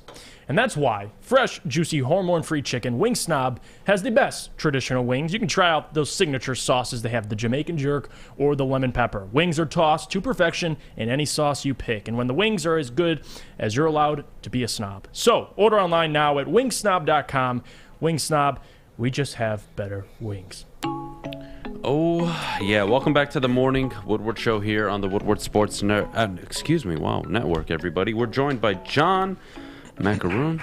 Good morning, man. How are you?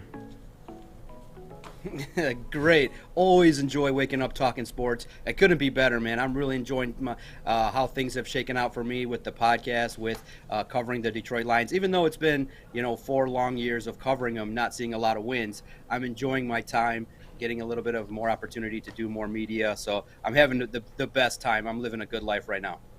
And that's why it's so great talking to you, because you're a realist. You have realistic expectations. That's kind of why I want to take the conversation and turn it into the next season. And we talk about it, and we went through the schedule. Obviously, the Lions have the 28th hardest schedule next year in terms of last season's win totals. What's a realistic expectation for Dan Campbell this season in terms of a win total for you? Yeah, absolutely. I think that everybody's expecting the Detroit Lions to take a step forward. What does that mean? I think it means somewhere in the neighborhood of 6 to 8 wins. Let's be realistic here. The Detroit Lions struggled with a lot of injuries in Dan Campbell's first season. I hope that is an aspect that maybe that hasn't been talked about a lot that can be really shored up. Corey broke the news that the team moved on from their athletic trainer, and I think that they really have to address what's been going on in terms of keeping the roster healthy. A lot of injuries, a lot of players placed on IR. So with a healthy roster, the team competed. They fought hard. They played well against the Los Angeles Rams, but they ended up coming up short in a handful of games. Some of those losses that were there in 2021, you hope, can be turned around and turned into victories in 2022. I think that it's really been interesting to see how Dan Campbell and that culture change has permeated through that locker room. And everybody has been a little bit more positive, a little bit more at ease at Allen Park when I go out there to cover the team. Before, man, it was tense. You didn't know if you would have to be concerned about where you were walking as a media member, the tension level that was there under Matt Patricia. It was totally different this season. And moving forward, look, the Lions in year one went very young, and I'm very fascinated to see how in year two a lot of these young players develop, like a Penei Sewell, Aleem McNeil, Levi Onwuzurike. That's going to be key to this process, is the players that are now entering year 2 and year 3, how do they progress? If they progress well, then Brad Holmes is going to be highly respected and the team will get more wins. But if they don't, if they stagnate or they don't take that step forward, you got to remember that defense struggled at times to stop the run. There were a lot of huge holes on offense in terms of third down efficiency and red zone, converting when the Lions got inside the 20 into touchdowns. There were a lot of key areas that they struggled in. If they can shore some of those things up, I expect this team to compete a lot more. That schedule is softer, but you guys know sometimes the Lions have a way of finding losses that aren't there in regards to shooting themselves in the foot, penalties, making key errors, and not making plays at exactly the right time. So I don't think this is going to be a team that's going to be a playoff team no matter what they do, but I think that if they continue with another draft class, 4 to 5 more players that hit that can be productive, you're going to see a lot better brand of football than you saw in year 1. And John, I think that is such an excellent point to hit on, because I think people forget how do you win football games, right? They look around the league and, Justin Herbert, Josh Allen, Joe Burrow, wow, great, right? That's amazing. I would love to have a quarterback. But let's not forget that it was the defensive front of the Rams that essentially secured them that Super Bowl, not only won them the Super Bowl, kept them in the game long enough that allowed them to come back down in the fourth quarter and win that game. And I look around the league, Ryan Tannehill, I guess can we associate Ryan Tannehill and Jared Goff in a similar class of quarterback, John? Am I reaching there? No, not a reach at all. I think quarterbacks that can perform well but have an opportunity, if in the right scheme, to take steps forward, for sure. Absolutely. And the Tennessee Titans last year were the number 1 seed in the AFC. Mm-hmm. And where I'm going with this is, if Dan Campbell is an excellent coach, if he's actually everything you believe him to be, and he has the ceiling that maybe nobody expected, and he can be a phenomenal coach, well, then he's going to win football games with Jared Goff or Sam Fisher at quarterback. It doesn't matter. And that, for me, John, is the real intriguing part of this year, because I actually think if they just stick to their guns and do what you just said, hit on 4 or 5 players in this draft, you have 5 top 100 picks. You're going to be selecting 5 players in the top 100 from this class. Wide receivers, edge rushers, linebackers, a safety possibly. And we know you can find value at the safety position in the 3rd, 4th round in Nick Cross, O'Neal Jr. out of LSU. There are options for them. And where I'm going with that is my win total expectation, I think it's got to be between minimum 6, and I think the highest it could get to is 9. And that, to me, would show me that I think you have a competent coach. Now, is he great? Well, I don't know. And I guess you could point to the sign, well, maybe he's not.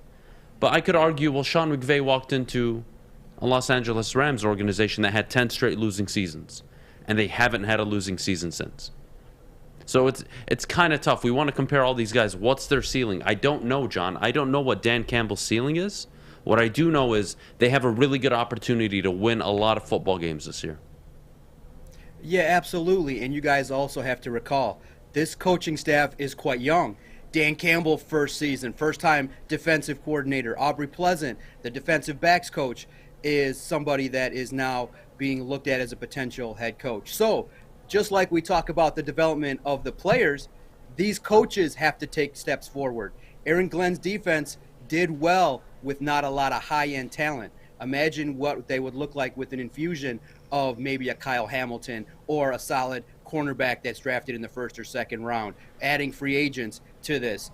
You got to remember that now I'm also expecting higher level coaching from Dan Campbell, because there were a lot of mistakes that Dan Campbell made that people will let slide because it was his first season, young team, not a lot of expectations. You can't make in year 2 in regards to your decisions on 4th down.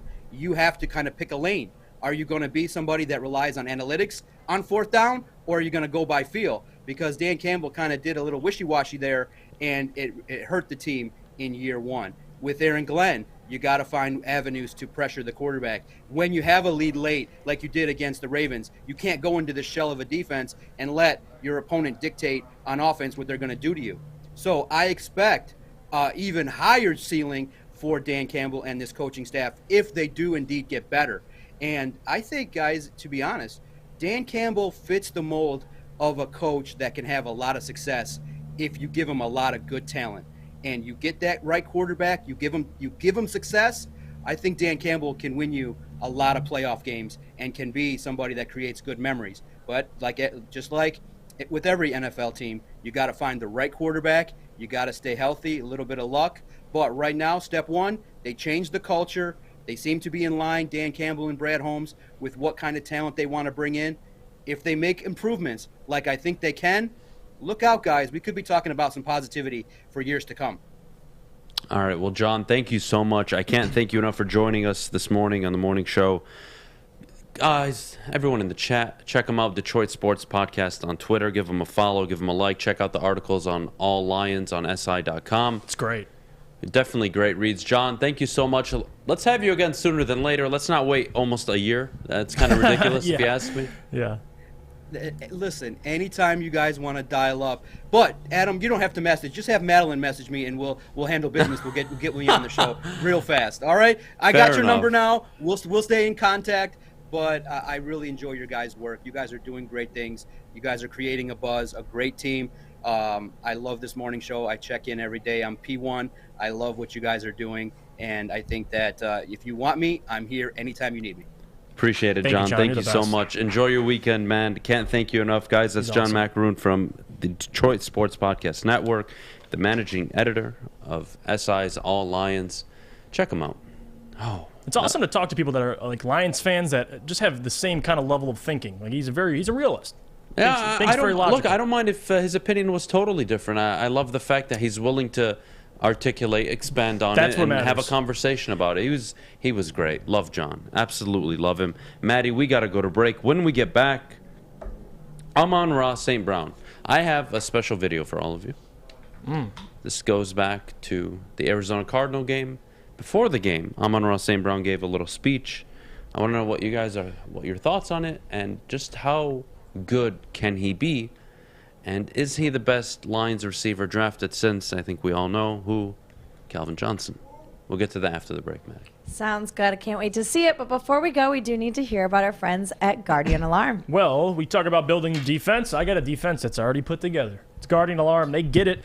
Good defense on and off the field helps you feel secure. And not only that, Guardian Alarm has state-of-the-art technology that helps you feel safe, all with 24/7 local monitoring. Guardian Alarm also has convenient features that let you check in on your home, control lights and temperatures, even detect smoke or carbon monoxide. It will even let you lock and unlock your own doors. Call 800-STAY-OUT today. That's 800-STAY-OUT. Stay out, get out, leave now, leave. Bye. Guardian Alarm has been trusted for over 90 years at keeping families safe. Everything that we've hoped for, finally. He's going deep, right side. Oh, that is Edwards out there. He goes up in the air at the goal line. Hey, it's Brandon Edwards here, wanting to welcome the sports marketing agency to Woodward Sports Network, to the family. Glad to have you guys. For the last decade, the sports marketing agency has literally leveraged athletes around issues such as mental health and substance abuse. It's all happening now.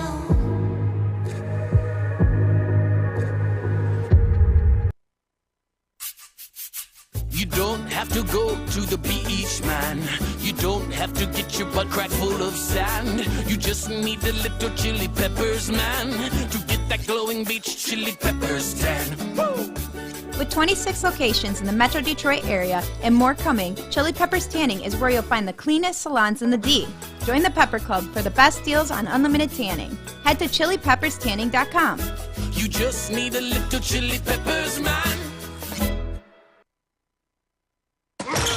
Think you're a big shot? Oh, excuse me, it goes down! Think you can make the big shot? Washington fires and hits! Woodward Sports wants to send you to the finals for college basketball April 2nd through the 4th in New Orleans. That's right, you and a friend in the Big Easy. We'll take care of the airfare, hotel, and tickets to see the finals for college basketball. Listen Monday through Friday to the Morning Woodward Show. Big D Energy. And the bottom line for your chance to qualify. If you can make the big shot, you and a friend are getting out of the cold into New Orleans. Got it! Keep listening and watching for your next chance to win. Powered by Planet Fitness, Centron, and the Sports Marketing Agency. And it's over.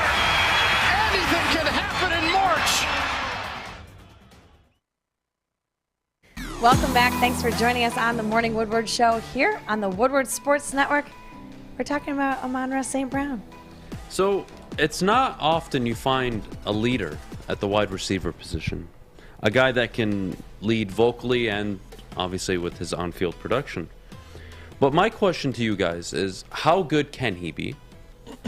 And is he the best wide receiver drafted since Megatron? But before we do that, I do have a video I want you guys to watch. This is Amon-Ra St. Brown pregame, Arizona Cardinals. I think you all remember what he did in that game. Lions obviously the big upset. Alex, do we have that video ready? Awesome. Let's play that video.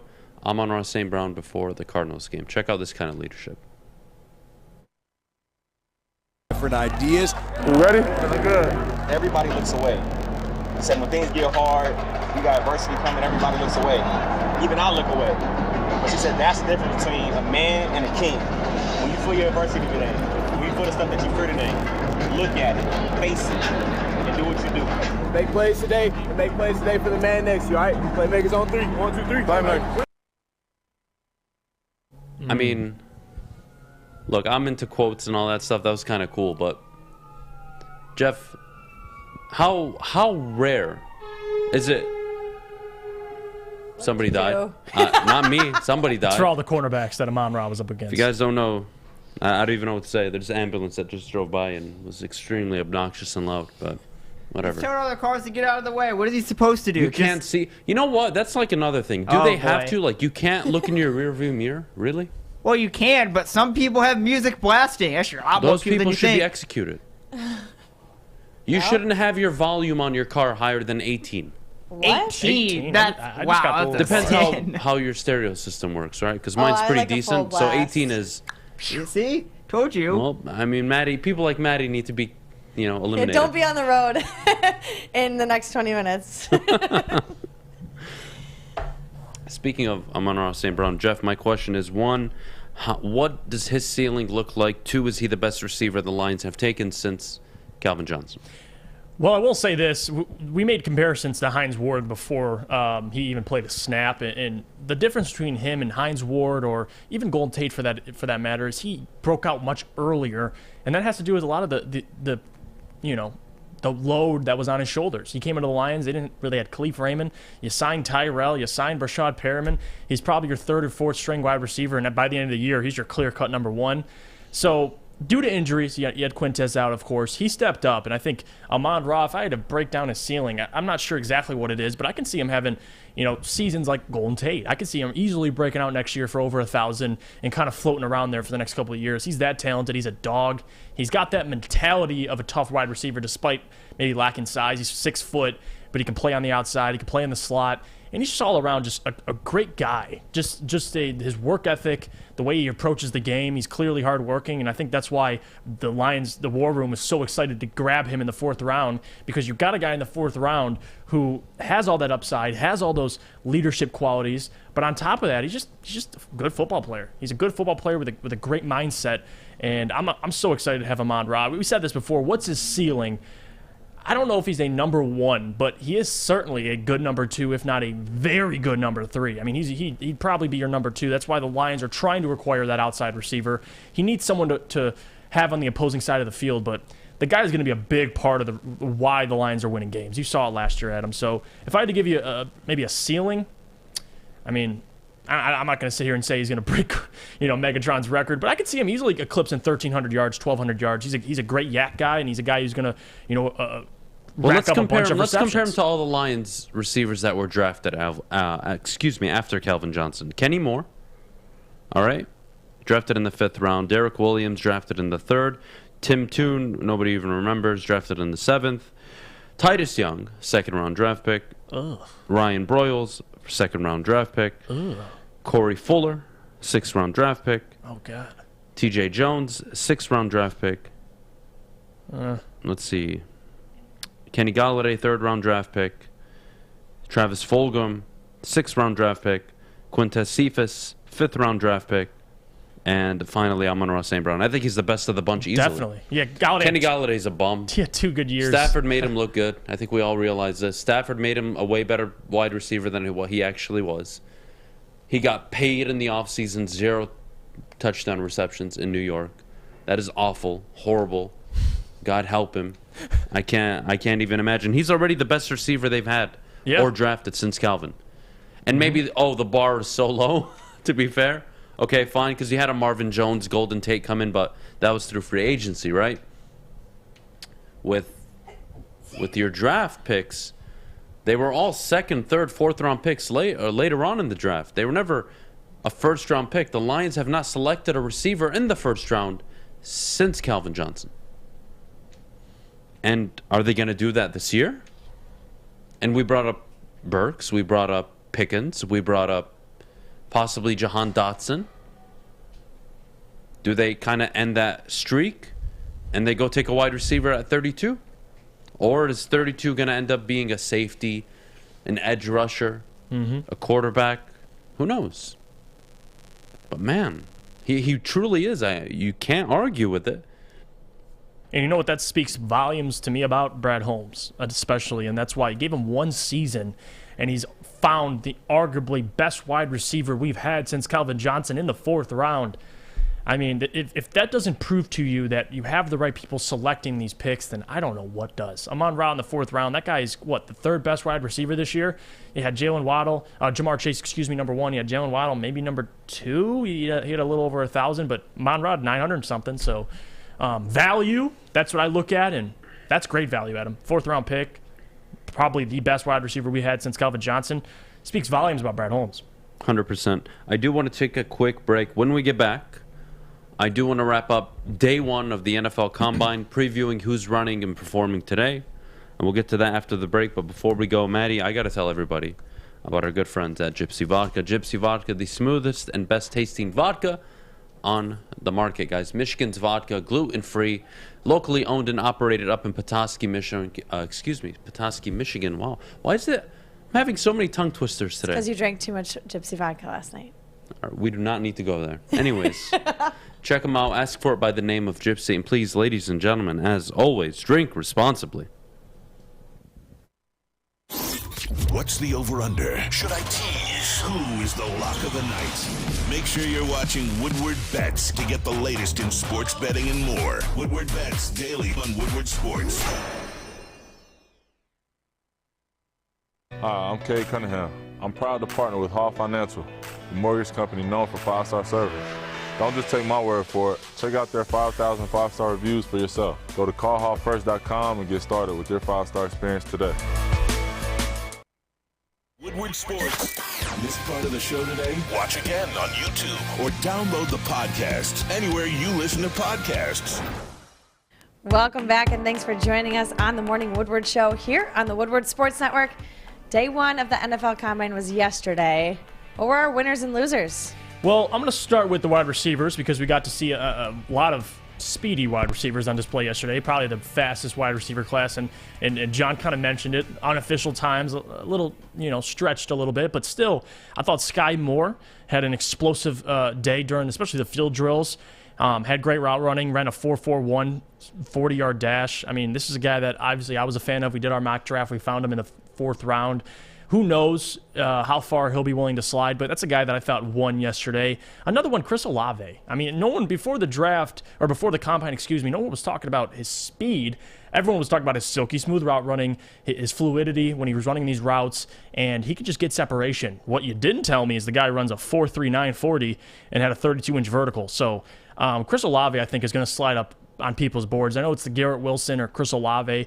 I'm liking Chris Olave, and I think another winner I'd have to throw into there would be Christian Watson, the 6'5 receiver out of North Dakota State. I mean, this is a guy that proved he belongs in the NFL. He got good size. He can run, 4.36, 40-yard dash. He's 210 pounds, so big fella running quick, and he's shown that he can kind of keep up in terms of route running ability. When he was showing it off, he was running it alongside Olave, Garrett Wilson. He looked pretty damn good. So I think Christian Watson, Sky Moore, and Chris Olave from the wide receivers really stole the show for me. If I want to call it a couple losers, and not saying losers like you bomb the combine. Because, again, it's not all about how fast you run. It's not all about what you do at the combine. It's about game speed. It's about looking at the tape, looking at David Bell during his whole collegiate career and seeing how he gets separation. Didn't have a great combine. I mean, he ran a 4.65 second 40-yard dash time. And a lot of people already questions his athleticism coming into the combine. He had a 33-inch vertical. It didn't really necessarily propel him, but at the end of the day, I don't really look too much into the numbers. I look at, can you play the wide receiver position? Do you know? It's like quarterback. Can you process information? Everyone's looking at hand size. Hand size is like 40-yard dash for wide receivers. Are you looking at their dash, which you should? Speed matters. Speed kills. But there's a lot of other things that come into playing wide receiver, and I thought David Bell and Treylon Burks, although they kind of were a little depressing with their 40-yard dash time, I think those guys are still going to be great wide receivers because if you look at the tape, Treylon Burks and David Bell were able to get separation. I think that's pretty clear to guys watching those guys. So if I had to give two losers from the wide receiver group, it'd be David Bell and Treylon Burks. But at the end of the day, losers, winners, I think you got some pretty good stuff. The 40 doesn't matter. No, it doesn't. It truly doesn't matter, and I'm going to tell you why. I'm going to read off the 6, 7 best wide receivers with the fastest 40 times. John Ross, number 1 with a 4.22. And then Marquise Goodwin, 4.27. Henry Ruggs, 4.27. Jacoby Ford, 4.28. J.J. Nelson, 4.28. Traquan Thornton, this year's draft class, 4.28. Darius Hayward-Bay, 4.3. Paris Campbell, 4.31. It's irrelevant. Andy Isabella, 4.31. Who? Yeah. No, you're right. John Ross. One of them's maybe playing in the NFL right now. One of them is maybe contributing in the NFL. It doesn't matter how fast you are in a set-up, closed environment. It's your agility, your acceleration, your ability to run routes, your ability to get separation. That is what you get from game tape. Can I ask you one thing? Go ahead. Do you know what Devonta Adams' 40-yard dash was? I would argue it was probably a 4.67. 4.56. So, I mean, close enough to these wide receivers we're talking about. about. Yeah, I figured it wouldn't be like 4.3, 4.4 speed. Right. Just silky smooth route running. Guys 4.56, huh? Yeah. Doesn't mean everything. And it's nice, they're fast, but this is a closed environment. You don't reach that top speed typically in the NFL. With pads on and everything. Well, not even just that, but, unless you're running a go route, are you really accelerating? Like, it's actually a bad thing to run full speed on intermediate routes. Stop on time. Like, that's one of Cooper Kupp's biggest strengths, is his ability to run 60, 70%, 80%, and then put his foot in the ground, go 100% for maybe 3, 4, 5 steps, get separation, open, catch the ball, turn and go. That is the wide receiver position. The 40's nice. It's sexy. We get excited about it. But I want to shift from the combine to one specific player, and that's Malik Willis. Got to talk about him. Got to. Jeff, it's kind of scary when you just see a guy make throws look like way too easy. Mm-hmm. Every ball 40, 50, 60, 70 yards downfield, he was making it look easy. But as I got closer... He's got arm talent. Yeah, the intermediate throws were rough, but he's got the arm strength. He does. And I am a believer in teaching accuracy. But how well can you read defenses? You played at Liberty, right? Your offensive line was a mess, so you were always running for your life. And people say, well, he can be maybe the next Lamar Jackson. Well, okay. But what is Lamar Jackson on the Cleveland Browns or on the Detroit Lions? Your coaching matters. The GM matters. Your roster matters. System. And Malik Willis showing up to a bad football team, well, that doesn't help him. And I think Malik Willis is nice at 32, but not at number 2. And the problem is, I don't think he's going to be available at 32. Cooper Kupp was a 4.62 at the combine. That's a great number. That's a great number. How you get separation is all that matters. But I want to focus a little bit on Malik Willis, Jeff. Mm-hmm. This is the guy I think that's separating himself and standing out the most. I can't disregard that. That is the truth. He performed pretty well in the combine. He did. Is he the number 2 overall pick? I am still a big hell no on it. Yeah, I would agree with you. Again, if they take him, I don't think I'm mentally prepared for a scenario where the Detroit Lions, oh my God, they take a quarterback at number 2 in this year's class. No. I don't think I'm ready for it. It's not that I don't think I am. I know I'm not. I may kill fish too. There's going to be collateral damage, honestly. Like, this is not fun. I'm very tired right now thinking of it. It's extremely frustrating. It is. But moving off of Willis, give me a guy you're looking forward to today, because we have the Edge group going out. What you're looking for. Who you're looking forward to seeing participate in this combine. Who's the late first, early second, maybe third round edge rusher. It can even be anybody on the defensive side of the ball that you're looking forward to. Me personally, it's got to be the top 2 guys. And we talk about this. You're at number 2. You're going to have a choice. So when you're having such a tough choice, Kayvon or Aiden, you got to take a lot of things into consideration. I think this combine is going to do a lot of good or bad for guys like Kayvon or Aiden. I'm excited to see what Aiden does in this combine. I think the question marks, especially the article our guy Corey from Woodward Sports put out, especially about the anonymous Pro Bowler who said Aiden isn't going to work in the NFL. I'm excited to see how he matches up athletically against all these edge rushers. I think that's what I'm most excited about. I think Aiden doesn't get enough credit for his athleticism because the guy's a beast, has a high motor, but he's incredibly athletic. So I'm really most excited to see him, Kayvon, and even some of the other guys that maybe are projected to slide later in the draft. You know, maybe a Trayvon Walker, maybe a Jermaine Johnson, those guys. So, I'm excited to see Cameron Thomas. The other one, yeah. That's a big one for me. I'm excited to see Benito, Daxton Hill. So there's going to be guys you're just going to be looking out for. Jaquan. Yep, Jaquan Brisker. Yep. I really like this comment by Steve-O. Willis will be a huge boom or bust. I think that's fair to say. It's fair, yeah. That's why I said highest upside, but lowest But then ceiling. again, Doug Fungus brings up a very good point. Willis, limited to 0 accuracy, poor form, low release, slow release, too reliant on athleticism. That is problematic because he was so reliant on his athletic ability at Liberty. How does that translate to the NFL? How quickly will he get hurt running out of the pocket, taking those hits? We saw him in the Senior Bowl, but that's the Senior Bowl. When you get to the NFL, it's a different speed. It is. You have to process information milliseconds. In milliseconds. You don't have time to, I'm just going to run here and I'm going to look downfield and no one's going to hurt me because I'm faster than everybody. The best athletes in the world. So it gets difficult. Tyler Linderbaum. How high does he go? I wouldn't be surprised if he's top 10. I mean, he's the best. I mean, you could say best center, but he's one of the best offensive linemen. You have Evan Neal. You have the kid out of NC State who's crazy athletic, but Linderbaum is going to shoot up high on these draft boards, no doubt. I mean, everyone needs a center. The Giants need one. There's going to be tons of teams in that 10 to 15 that need one. So I think Linderbaum's off the board by like 15, if I had to give you my honest opinion. He's too damn I'm cool with that. Let's hit the break.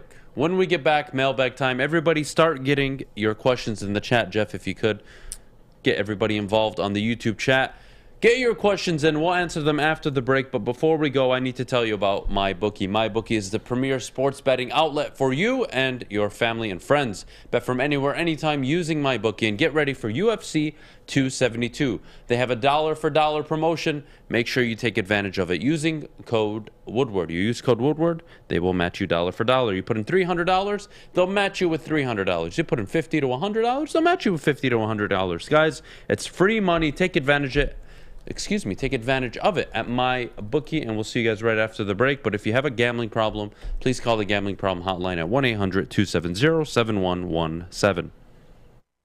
Hi, my diamonds. It's Crystal with an X.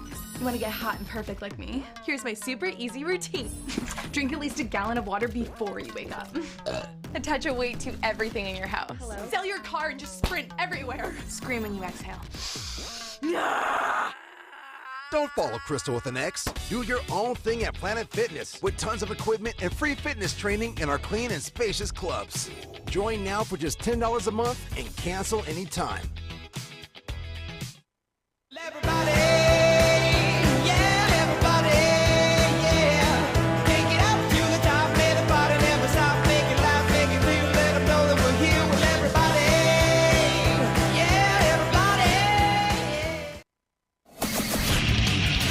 Get a shot up. This is for the win.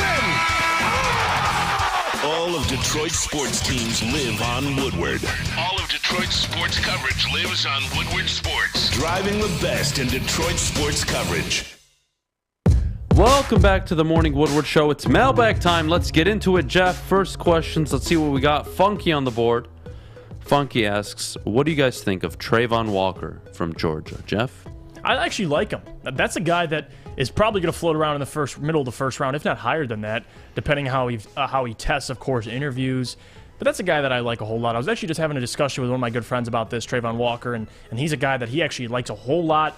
But again, I mean, the cream of the crop in this draft is still, Aiden or Kayvon Thibodeau. But Trayvon Walker's, man, going to be sliding up a lot of people's draft boards, no doubt. All right, next question we got. Excuse me. I am totally sold on Hutchinson at 2. What do you guys think the Lions do if he's not available? And he goes number 1. Kayvon. You don't even think twice. I'm trying to trade. Oh, okay. You want to trade back? Yeah, I would prefer to trade than select any player at number 2 if Aiden's off the board. I'm more comfortable with Aiden at 2 than any of the other players. And if he's not there, even though I expect him to be, because have you guys seen Evan Neal, by the way? Dude. He looks better than I do. And he weighs 200 pounds more than I do. That's a freak. Yeah, like an athletic freak. Unbelievable. I don't get it. Unfreaking real. What points per game will the Detroit Lions average this year? I'm going to go around 23.5. I think that's fair. I don't think it's going to be insanely better. I think they'll be more effective. I think the defense will give up less yards and less points per game. I don't see the offense booming towards a 26-27. No. That's going to be a bit much for me. Give me a touchdown better. What were they, 16 points last year in Roughly. a game? Yeah, give me a touchdown better. I'll take 22-23. That's fair enough. Don Burr, Adam, all top 10 prospects have a bust rate higher than any other recent draft from Hutch, Kayvon Willis, hell, even Evan Neal. I don't believe that, Don. I actually believe the top 5 have major bust potential. Everything after 6... hell, all the way to 28. Teams are getting a freaking unit of a player. I am nervous as hell if I'm picking in the top 5 this year. Because if I mess up, there's about 25 players that honestly are going to work out in the NFL. There's a lot of good NFL players. Who would win in an arm wrestling match? Adam or Crystal with an X? Emerald, is that even a question? Crystal would win it. Yeah. And it's not even close. Would you be mad if the Lions didn't move back and pulled the trigger on Lloyd over the 2? Wow. Lloyd at 2 would be... it might be a little Guys, bit of... we're talking the number 2 overall pick. I am expecting a guy to change the fortunes of my franchise at number 2. That applies to Hutchinson, not only Hamilton. Hutchinson, Lloyd, whoever it may be. And if you take a linebacker at 2, man, I don't know how I feel about that. I think don't the last like highest drafted linebacker was, Devin White at 5? I mean, you're taking Devin Lloyd at 2, so a little bit of a reach in my opinion, but he's still a talented player. Again, like Adam said, better hope to God he changes your franchise. LeVar Arrington went 2nd overall in 2000. Wow. That was 22 years ago. That makes sense. Yeah. That definitely makes sense. Is Hutch gone? Would you get Neal replace Vitae? No. You need defensive players. Yes. Yeah, I love you, Funky. That's spot on. If you take Lloyd at number 2, he better be Ray Lewis. Yeah. Zach Thomas, Brian Urlacher, Ray Lewis. You got to be Wagner from Seattle. You got to be one of those guys. Yeah. Frank, what's his name from the Niners? Frank Warner. Frank Warner. Yep. You better be that good. Year 1, year 2. You don't get to wait. So I think Devin Lloyd is that good, but not at number 2. Adam, Goff has never played with a wide receiver drafted higher than the 3rd round and has had success. What does that say about him? It says he spent his majority of his career with one of the best head coaches in the NFL. It says that you don't need to be drafting receivers in the 1st round to have a successful bunch. They had Cooper Kupp, Robert Woods, now Odell Beckham. I mean, well, that's with Matthew Stafford now, but I think you guys are getting at Brandon Cooks trading for that kind of talent. That's the Rams. That's the history of Goff. And what it means is he can play quarterback. He's average. He's okay. He's enough. You don't need him to be more than that. Build a roster. That's what you got to focus on. 10-plus sacks, in my opinion, if you take an edge rusher at 2. Yeah, that's the expectation. But it's more realistic To expect that from an edge rusher drafted number 2 overall, than to sit there and say, I'm going to take a safety at number 2. The hell you are? The hell you're going to take a linebacker at number 2? The game has changed, right? That's what we're not taking into account. The game has gone towards trenches, even though it's always been about the trenches, but really now more than ever, given how protected the quarterbacks are, given how protected the wide receivers are. You need to be able to get to the quarterback to stop offenses in today's NFL. You have to go with an edge rusher at number 2. That's my opinion. It means our GM can assess talent in the late rounds. To me, absolutely, Nate. Absolutely. The Lions are in good hands, in my opinion, with Brad Holmes. I have no issue with it. Since the Pistons are doing good with Jeremy Grant, are you good on this run? Wait, what? Are you on this good run? Do you think? Oh, okay. Jesus Christ. Deaton, you got to spell way better. I'm dying here. Do you think they might keep Jeremy Grant now, Jeff? I'm going to let you answer that because I think you know my answer. I'm still a hell no on Jeremy Grant. Yeah, I would agree with you. I like Jeremy Grant. I'm not going to sit here and say he's the worst player in the NBA. But again, this is a guy that I just don't see the Pistons re-upping. I'm not in favor, and I don't know what Troy Weaver thinks. I don't want to give Jeremy another max contract. I think that this is the time you start drafting guys that you want to pay max contracts to, not Jeremy Grant, who's damn near almost 30 years old, and he's pretty much reached his whole peak. So I like Jeremy, but I'd rather trade him. I don't want to up him. I like this question. What are your thoughts on players like Jahan Dotson, George Pickens, David Bell, or Christian Watson, and their impact for the Lions if they were drafted by the Lions? Of the 4, I would be comfortable if the Lions took both Christian Watson and Jahan Dotson. That would be nice. Very different, yeah. But those are the 2 of the 4 that I'm all in on. I would rather have those 2 than have Pickens and David Bell. My opinion. What do you think? I'm going to go Jahan Dotson and David Bell. I'm still sticking by David Bell. I said it before, and I don't want to jump off him just because of a bad combine. So Christian Watson's another one who's going to be good. I don't know if I'm sold completely on George Pickens. I think that's one guy I'm trying to buy into, but okay. Give me Jahan and David Bell. Okay, I don't mind that as much. Why do you guys hate Jeremy Grant so much? Because he sucks. And not even he sucks, he's delusional. He thinks he's a 1. That's my only problem with him. Yeah. He thinks he's a 1. He's the number 2 or 3 rotational every night. Cade is the 1. Some nights it's going to be Sadiq. Some nights it's going to be Jeremy. If he does that, I don't mind him. But when he plays the way he has all season, he can kiss my ass. Mm-hmm. All right, next question. Sorry. Do you bring back Josh Reynolds? Depends what their intentions are in the draft, really. So that's a tough one. But I do think so. I think he has a good relationship, a good chemistry with Jared Goff. But how important is that when you have a Cephas coming back as well? So that's also a part. I don't like Naylor. Stay away from Jalen Naylor. I know he's a Michigan State guy. I'm not a fan of him anywhere. Maybe in the 5th round I consider him. Maybe 4th. I'm not a fan of Jalen Naylor. I don't think he translates. I like Sky Moore a little. That guy a little better. Could the Lions wait till pick 66 or 101 and take a wide receiver as the defense needs the most help? Charles, yes, they can, because I think you're going to have a variety of players available to you at 66. Yeah. You might have a Mechie, a Sky Moore, Christian Watson. Now, likely no, but you can take that chance because I think we all agree this is a very deep wide receiver class. Have a great weekend, Woodward Sports family. Great week. Enjoy spring on Sunday. Matt, thank you so much. I'm going to be barbecuing on Sunday. I am so excited. I have meat lined up that I've been waiting to grill. And I'll be in Florida. My goodness. I haven't grilled in months. I'm dying here. My caveman DNA is trying to come out. I need to taste test it. Oh, I got to invite you guys over for a barbecue. That is 100% what's going to happen this spring. I'm going to do a morning show barbecue at my house, and I'm going to invite all of you that watch. Let's do it. You are all welcome. Hundreds. I don't care how many of you show up. You're all invited. You just have to reserve with me so I can make sure I have enough food. That's all. Fair? I love it. That's this fair. Spring or summer, maybe, 100% I am going to have a big party at my house for all of the Woodward Sports viewers and our morning show team. Fair?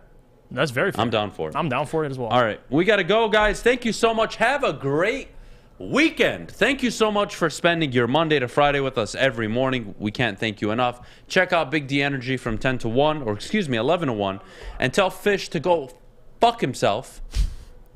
Have a great weekend, everybody. We'll see you.